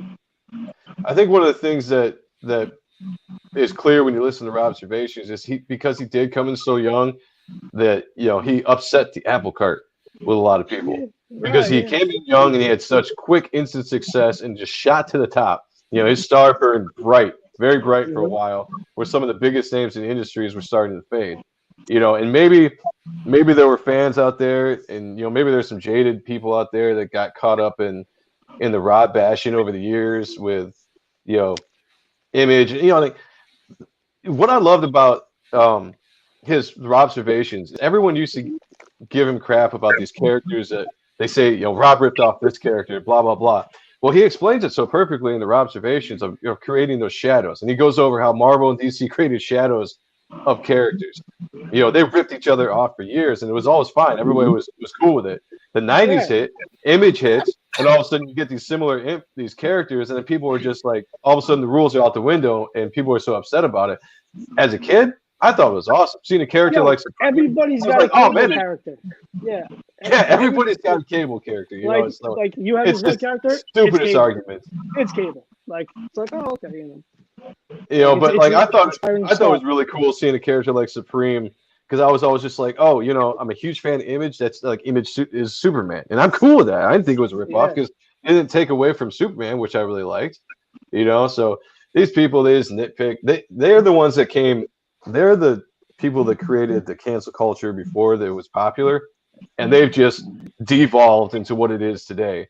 And it spawned a bunch of fucking ignorant motherfuckers along the way. I'm sorry. I'll start to rant about this. We gotta get off the subject. Leandra says one of the most fucked up things they did to Rob was throwing the How to Draw Marvel book. Yeah, that was that guy was a piece of shit. Man. Like douchebags. He was definitely a twat. Like, yeah, fuck it. It didn't work out how he wanted. So. Where's all that noise coming from? Who's driving? Who's driving it? Not moving. Weird. Yeah. Maybe I shake my head. Oh, well, that was weird. Somebody's listening to our conversation or something. Nice. But yeah, I mean, douchebags in the industry, man, it's all over the place. So anyway, we're gonna wrap this up here pretty soon. But let's jump back to why we're here, and we'll take all this and center it back to get the subject matter going. So, Mark, I'm gonna let you take over. Anything you want to say about the current Kickstarter and the upcoming stuff you have? Just kind of reiterate and bring stuff together and get us all juiced up and excited for when these things all drop. I guess I haven't talked too much about set 3, which is what we have running right now. Fuck. I don't know if you could throw the Kickstarter link up for us. I can indeed. Basically, what's going on here is we got Mog Park doing the cover. The guy on the right there is Hannibal of Hell, which is Joseph Rubinstein did that card in all gouache, which I thought was awesome. Nice. If you guys don't know, Joseph Rubinstein's done tons and tons of inked covers, basically. Where he's a legend. Yep. His most famous one being Wolverine #1 over Frank Miller, which the artwork now goes for is insured for $350,000. Nice. We're talking about an absolute legend, just like Sean said. There is and rightfully so. Yeah. Yeah, Brian Peterson on the left there. That's a Stego Demon, Warmonger, and that. I mean, if you guys don't know who Brian Peterson is, he's up and coming cover artist who's doing a lot of projects for BDI. He's doing pretty good. I think his work is pretty cool. Andy Lee on the bottom there did a Spider-Man cover for Marvel, and then on the left, this is the coolest edition I thought I could ever possibly get is Dan Fraga, who did me a huge solid by doing the card down there. It's called Big Tony, which is also an ape, like one of his characters. It's so small. I didn't notice it at first, but yeah, you're right. He's an ape master, dude. That's I had to ask. Russ on that one. That's Russ Casseday on color. See, that's another thing right there is Russ is coloring all these different artists when he colors that are just this is kind of what you'd want to do. Like if I was like, I don't know, I just think it's cool you get to color legends, Russ. I think that's I think it's cool. That's why I do it. Drop it. It's awesome. I kind of easy. Awesome. And that middle card was Mog Park. Mm-hmm. And Mog was amazing. I met her in Hawaii. She was super nice to me. And I asked her to do a card, and she said yes. And the story actually had a different boss, but her art was so good that it blew me away that I actually changed the story to reflect her card as the boss card. Because it came out to be a pretty good story. Isaac Bell did a card. Me and Isaac Bell have been friends for about 5 years. We actually used to draw. He's another one from Rob's message boards. Like I've known him and seen his art and seen him progress since like 05, 04. I don't know. It's been a long time, and to see what him and his fiance are doing, shit. It's weird. We actually used to draw in the same room together. So really, that's cool. It's a small world, man. You know what I mean? I gotta reach out to him. I'll do that. Yeah, he's a good guy. I mean, he's in the set as well. There's tons of surprise artists, I guess you could say, that show up in these Hellbringers cards. Marat's done one. Brian Kincaid's done one. Chad Harden's done one. You can actually hop on set 2 on the Kickstarter as well as set 3, and we have set 1 paper decks as well. So Sarah Frazetta made her first published debut in set 1. And if you guys don't know, I mean, I'm wearing a Frazetta shirt right now. I'm a huge Frazetta fan.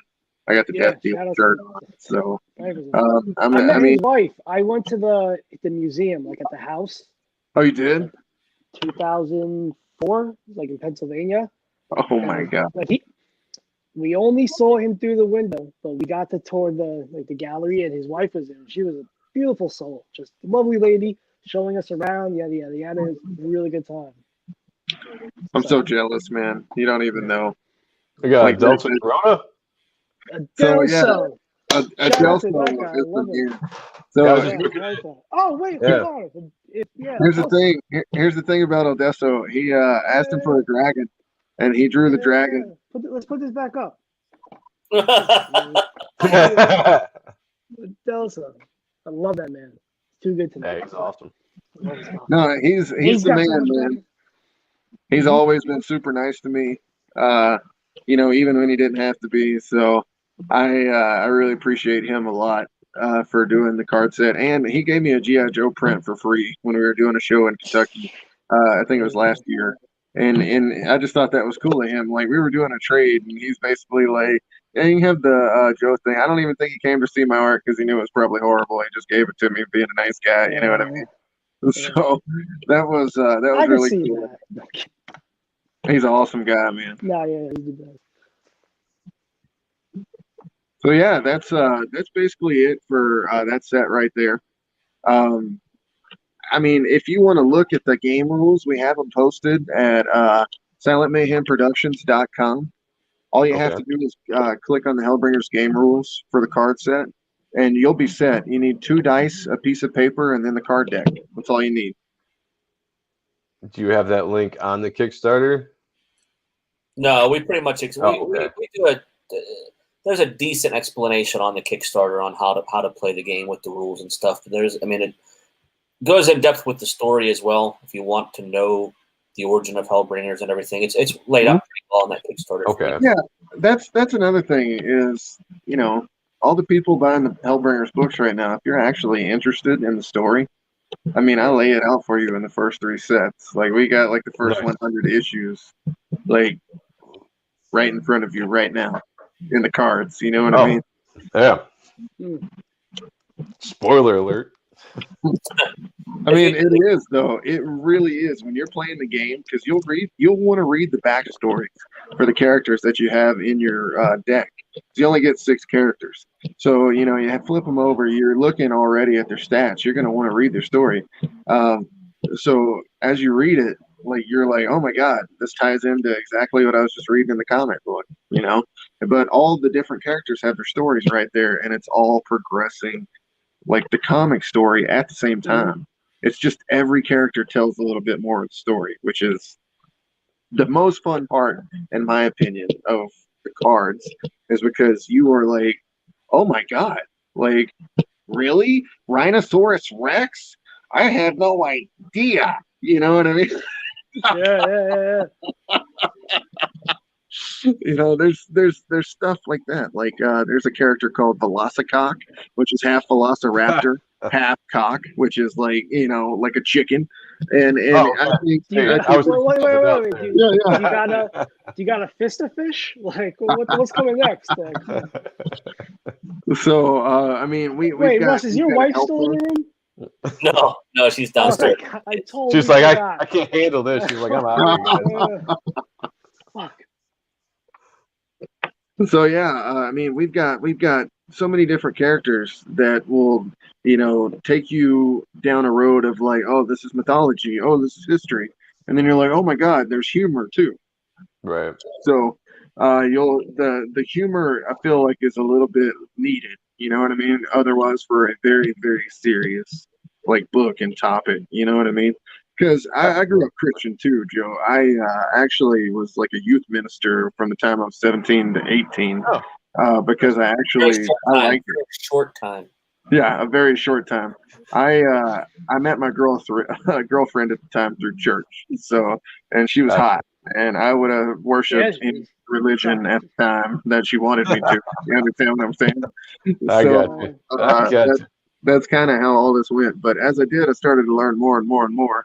And I've always been a history buff. The only classes that I took in college were art, business, and history and mythology, and that was it, man. Like, there was nothing else for me. So everything that I learned throughout my time is going into these books, I guess. All the things that I've like enjoyed, you know what I mean? Yeah. And to take a little bit of the humor and put it into the book, like, it needs it, you know.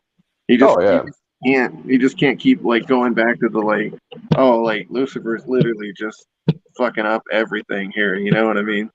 So I don't know.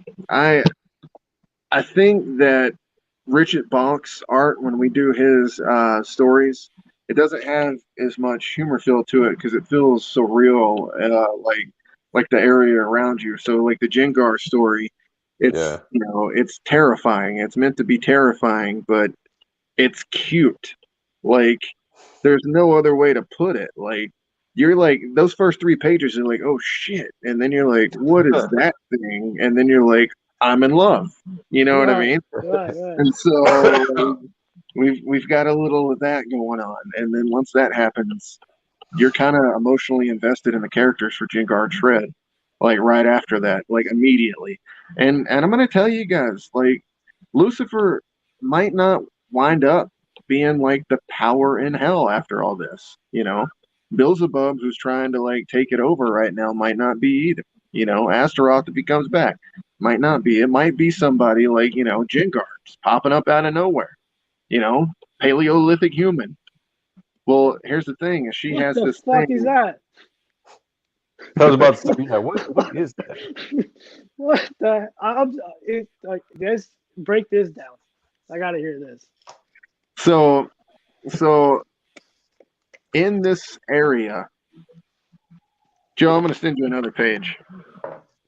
Go for it. What page are you sending? I'm gonna send him one more. So what? One more. What are you showing? Yeah, you're right. You're right. I gotta show it.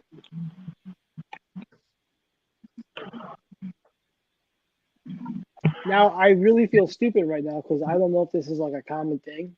Like, if everybody All right, knows what's going on or what No, it's like.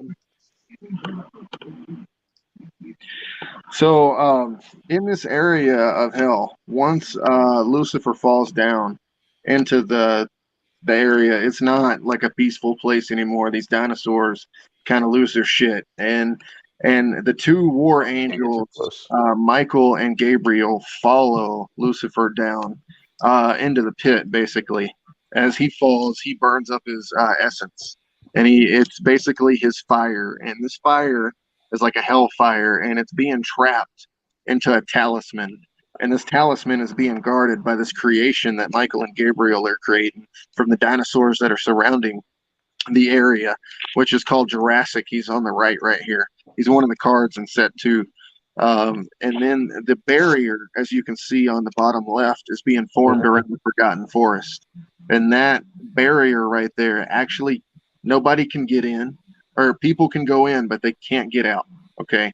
So there's no way to get out of that. So Jinkar cannot get out of this area, and people don't go in it because they know they're going to get fucking eaten by dinosaurs that regenerate and come back and fucking kill you. You know what I mean? And that's what they're doing here. They're just creating this barrier. And there's a couple pages like this where, it tells the story of what's going on with this part. But, this is how Jinkar can basically be a main player in Hellbringers, is if she finds this before, somebody else who is a bad guy who I can't name, that might be also in the Forgotten Forest.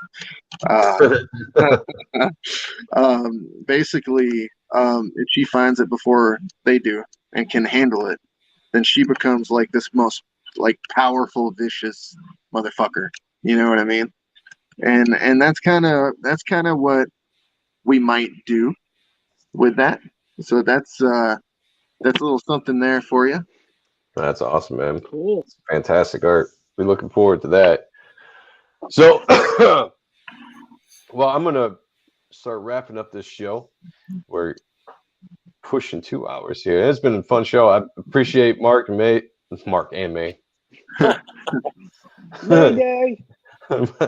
Mark and Russ for coming on, talking a little bit about your project, your upcoming project, sharing some awesome art with us. Dude, thanks for having us.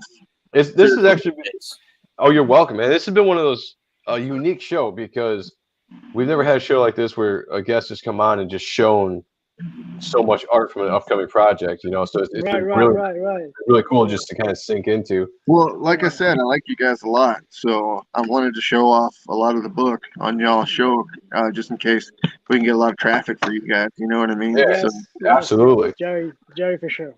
Jerry says, Joe, Sean, hit me up so we can talk about putting the review together. Absolutely, we'll do that. He said, also, if you guys want a cover / pinup for your project, send me some info. I'd love to help you guys out. So there you go, Jerry. Hell yeah, thank you. Will do. Yeah, me and Joe will sit down and just hash that out in a couple weeks or something like that. Yeah, probably something we do after. I think Sean and I were talking about doing it after the beginning of the year. We're gonna try to put some thought process into that and get that going. So we'll definitely get a hold of you when the time comes to that. So real quick, we're gonna roll around the clock here, whatever direction we want to go to.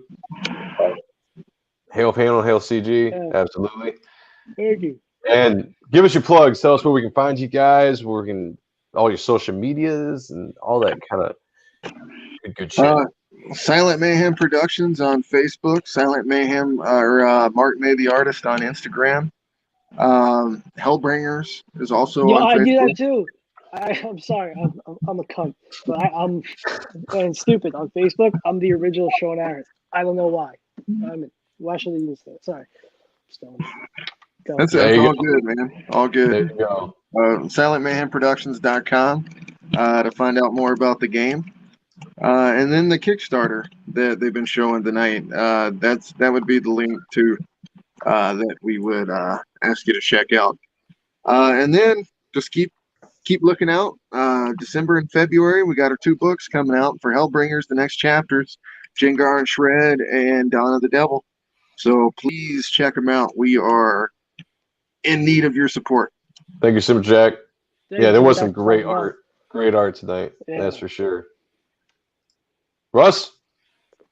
I am at Russ Cass on Instagram. You can search my name on Facebook.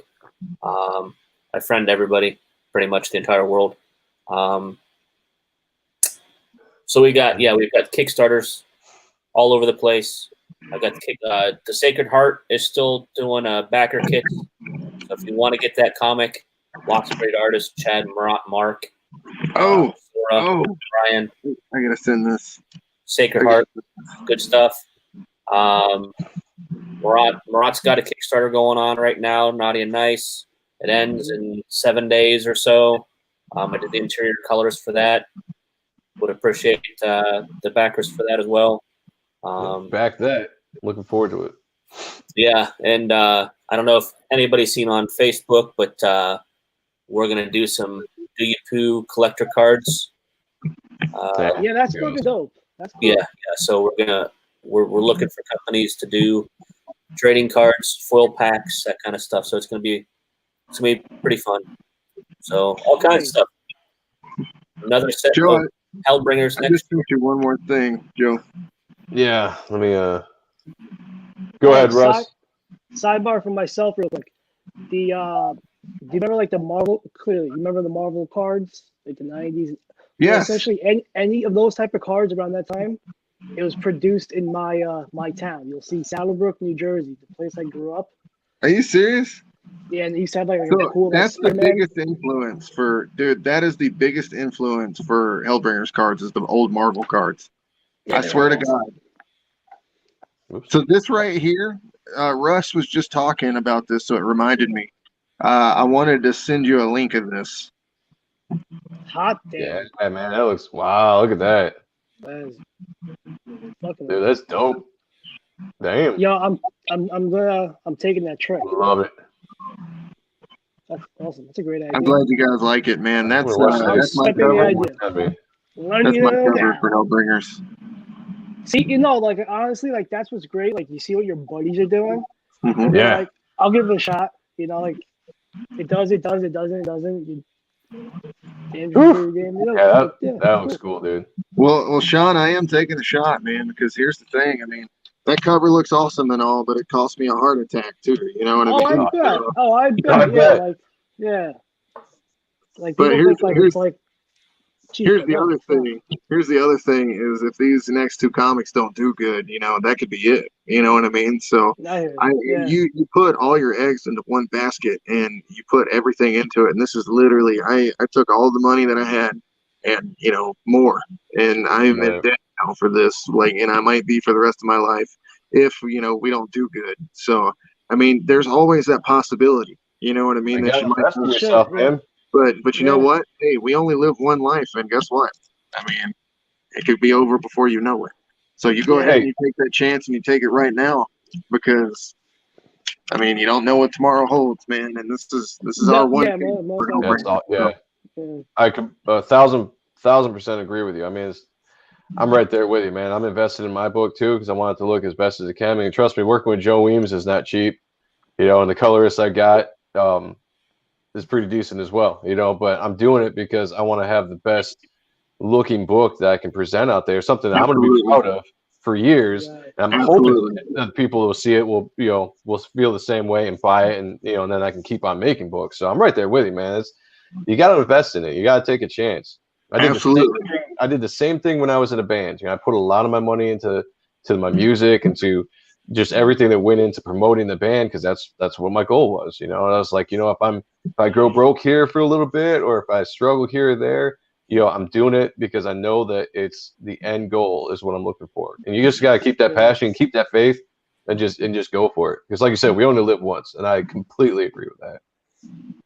Well, here's the thing too is you want that book, like you said, to look good, because even if you can only afford one book, if you can afford only one book, you know what I mean, your entire life, you want it to look good if this is the one you're going to be looking back on your entire life. No, you don't want it to look like shit. You know what I mean? Yep. I heard it was either Jay-Z or Mike Shinoda or somebody. They said, you don't want an ugly kid. You know, like, here's my kid. Like, my kid ain't ugly. My kid don't smell. Like, you want to invest in your baby. Yep. And whatnot.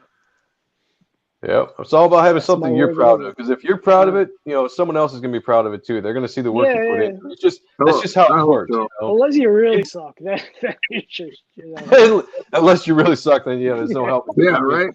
Yeah, like, that's the thing. Somebody can read this and be like, this is shit. They might as well call this hell shit.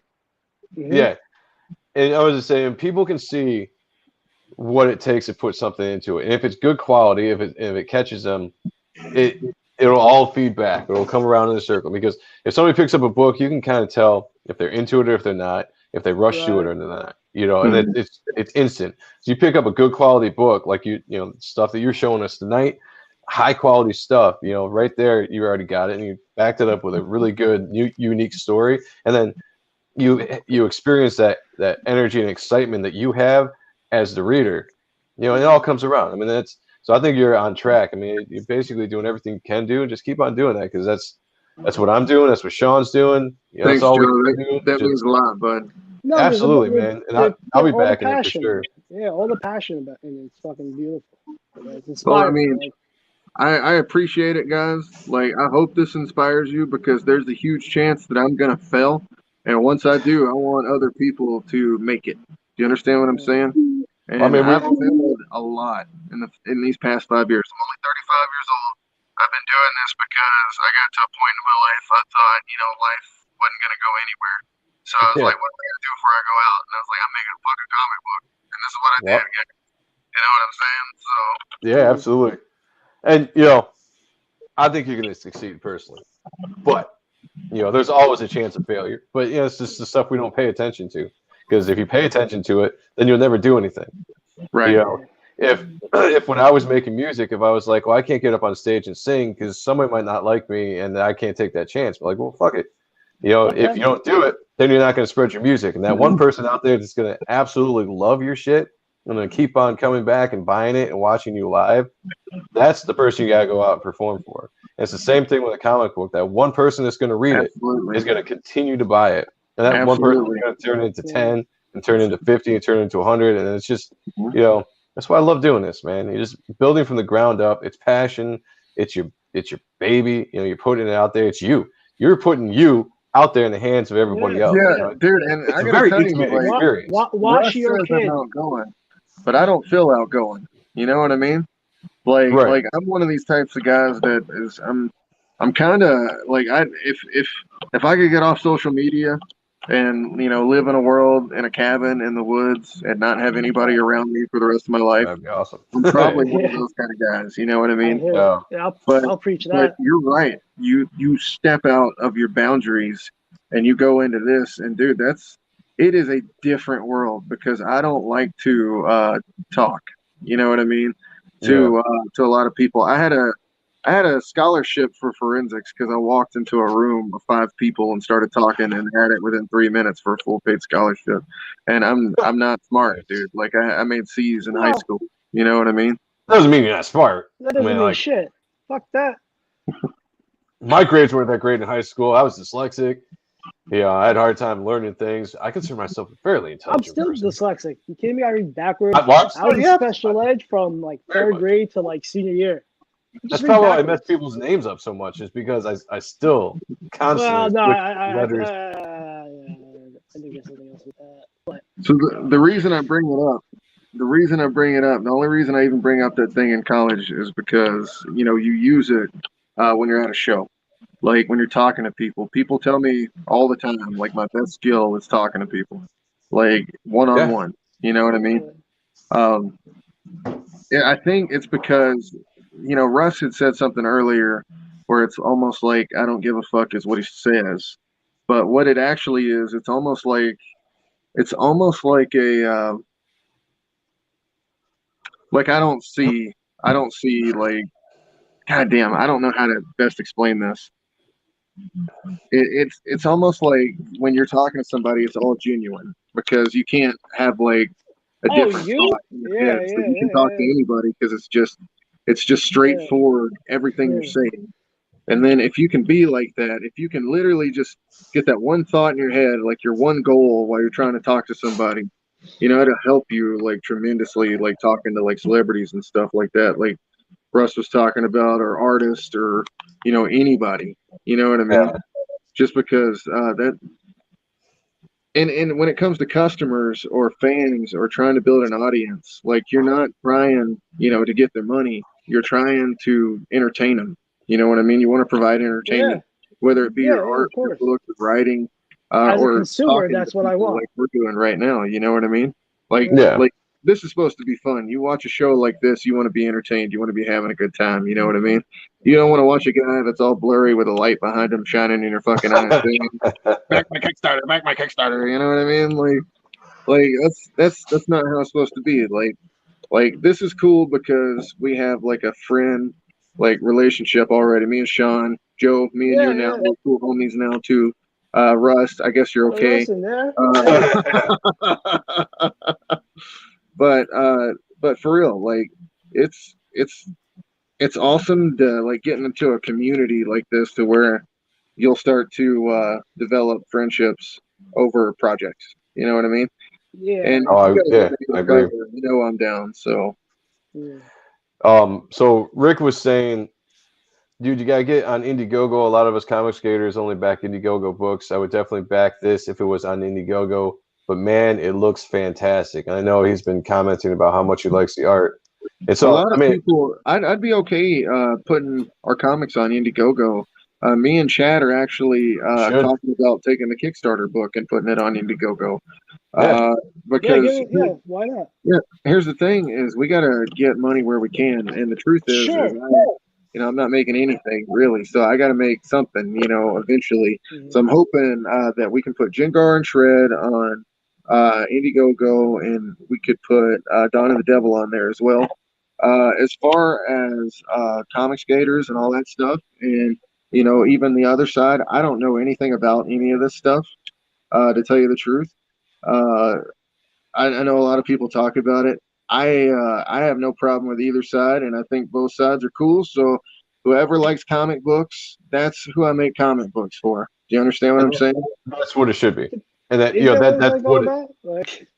I mean, that's what's simple. I'm like, call me an idiot. Like, isn't that what it's all about? Like, yeah, absolutely. You know, that's exactly what it's about. You make comic books for the people that want it. You make comic books for everybody. You know.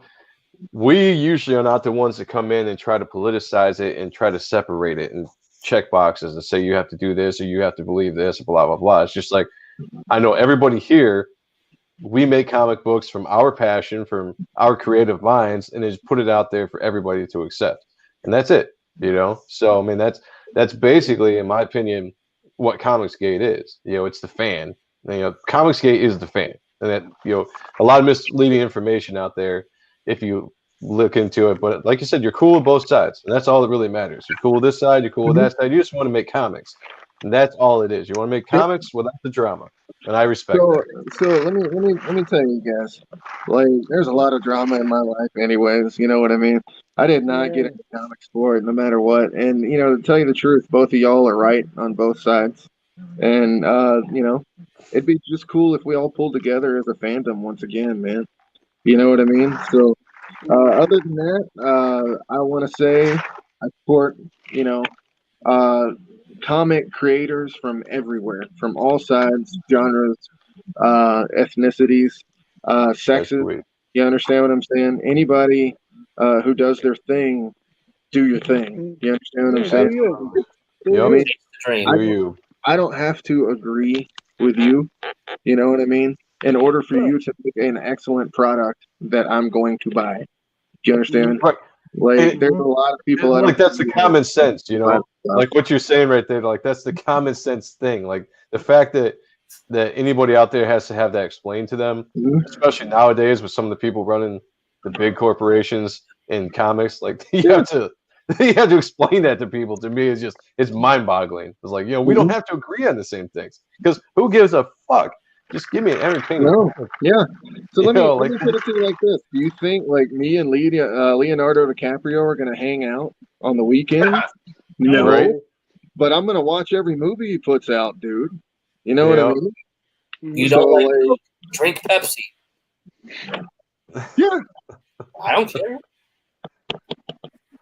Yeah, it's absolutely. I think we're all in agreement there. So yeah, bring your stuff over to Indiegogo at some point, see if you can generate a little bit more excitement sometimes. Because I will say that I think that Kickstarter had a lot of buzz when it started, and I think Indiegogo over the last couple of years has kind of taken a little bit of that momentum away. And there's a lot of things going on. And I'm not talking about just Comics Game. I'm just talking about in general. A lot of indie creators are going to Indiegogo because it's almost like the place to be.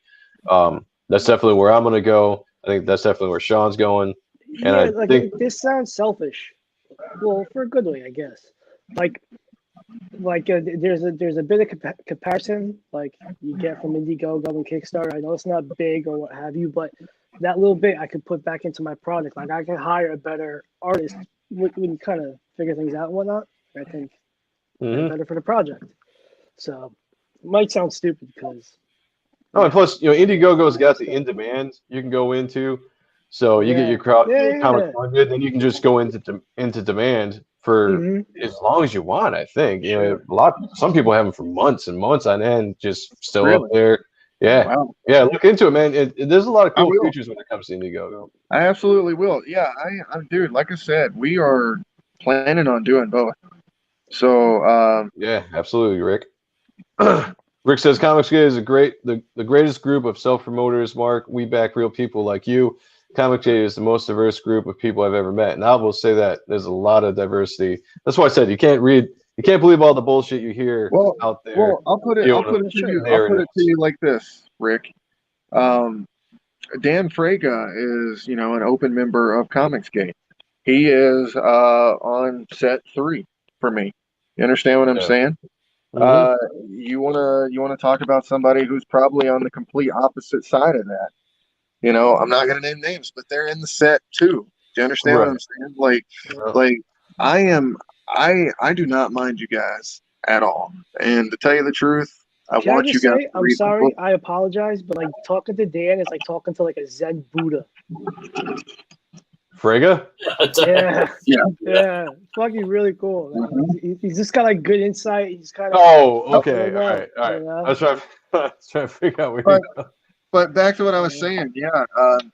Please, Comicsgate guys, if you want to read our books, please do.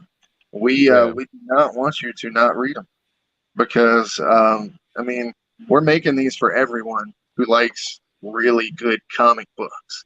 And Rich Bach is a veteran, like I said, and if you want to support a guy like that, that's the guy to support. You know what I'm saying? This guy's a straight up badass.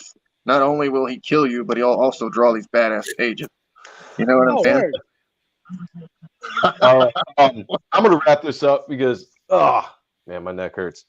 But 2 hours. Hey, there you go. We've been hitting this 2 hour mark like more and more lately, and I think it's awesome. It's great. Great conversation. Thank you so much for showing us your art. Panel. Hail everybody that came out. We really appreciate it. Everybody came out from our Comicsgate family, which we support. We support indie. That's the thing about the show. We support indie creators. Whether you're Comicsgate or you just want to do it on your own or whatever, it doesn't matter. We've had a few people not want to come on the show because they think we're a Comicsgate show, which we're not. Even if you were, I'd be on your show. I don't. That's care. what I'm saying. Like people, the people we have on don't give a shit about that stuff. Unfortunately, there's some people that just whatever. But it's just like we support indie creators. We support. We have some fun guests on, some big guests on, but for the most part, it's our buddies. Like a lot of them are buddies who are fucking awesome artists. We'll blow our own ego right now. Unfortunately, we have to survive in a world where things are just hyperly politicized, and that's all it is. You have that avoiding the drama is what we all like to try to do, and I don't get sucked up into it. I will support who I want to support, and I won't who I won't, and nobody else would tell me how to do it or Can, why or when. can I break this down as most basic as I can possibly break it down? Sure, go Like, for it. And then we'll okay. check out of here. Okay, so here's the deal. You are creating a product for everyone to read. You do not care who it is, dude. I mean, there's guys in jail, who probably murdered somebody, but they need entertainment. So Right. if they're reading your book, that's cool. They're still reading your book. Who cares? Look, man, it doesn't matter who's reading it. It's like if you're watching a movie, like if you're watching The Longest Yard on TV. If you're watching The Longest Yard on TV, you know what I mean? And then you're basically like, you killed somebody, but you're watching it on, TV in prison. Like that guy who made that movie doesn't care. You know what I mean? You understand what I'm saying? Nobody cares like about you, the person. Like you're a fan of the genre, of the work, of the movie, of the comic. Like it does not matter. Like I don't ever understand that. I hear people saying, "Don't read my books." Fuck you! Yeah, I never don't put them out. You know what I mean? I'd be like, please read my book. Read my book. Tell a friend. Yeah. So people that say that drive me crazy. They're like, if you act like this, or you believe in this, or if this is your favorite president, then you know what I mean? Like that's all the stupidest shit I've ever heard in my entire life, dude. You know what I mean? Oh, yeah, absolutely. Like you want everybody to read your stuff. Everyone. Yep. You want everybody to have that chance. You don't judge people based off what they've done as a fan. You know what I mean? Like you're there to entertain. That's what I don't like. A lot of celebrities don't get this. You get paid all this money. You should be giving back to your fans, man. You know what I mean? Like if a guy sees you in the airport and he's like, "Oh my God, will you sign this for me? You're blah blah blah," and you're like, "Fuck yeah, I will. Of course I will. Always, forever." You know what I mean? Because you owe them that. So I don't know. That's me. Kick them off, Joe. You're never going to be able to turn the show off. Okay. All right, everybody. I will take Russ's advice with that. So, Sean, where can we find you before we get out of here? Sean Ahrendt across the board. And tomorrow is National Diabetes World Day. If I said it wrong, sorry, I'm stoned. Hope I'll have that Streets piece finished and up and out for people to see. Yeah. And who we got coming out next week? I'm so stoned. See, dude, you were supposed to. I'm really high right now. I'm so happy that I got to do this show with Sean right now. This is Todd great. Rayner. Yeah, Todd Rayner. There you go. Oh, Todd Rayner. Yeah. And then we're gonna be off at Thanksgiving, so everybody knows we're taking that week off, spending time with family, and just getting away from things. And then we're gonna be coming back on December 4th. Billy Tucci will be here, and then December 11th we should be planning something hopefully fun. It hasn't been confirmed yet, but once it does, we will let you all know. But that should be pretty fun. Stick with us, please. Stick with us. It's gonna be good. We're gonna try to end the year pretty with a bang as much as we can. And you can find me anywhere on social media under Joe M. Sonntag or Joe Sonntag if you prefer. As the Pope likes to call me JMS. But you can find me all there. Obviously on YouTube. And here's another thing. Thanks, Rick. Thank you. Here's another thing. I want to say this before we get out of here. Is that we are still trying to launch our Art and Stuff channel. Now, because of what happened last week, it kind of got messed up where we had to switch to my personal channel to have the show because I couldn't stream live for some reason. Yeah. So the majority of the likes all came to my channel, which I really, really appreciate.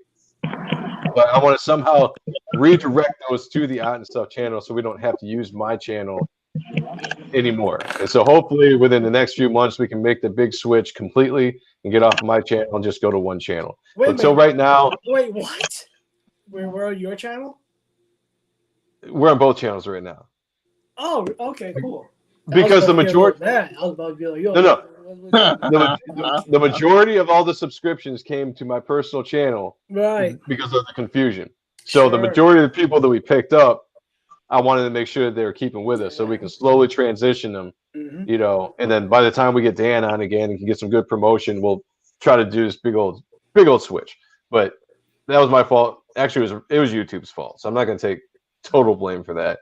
But anyway, just keep following us. Keep liking the other channel. I'm going to drop the links in.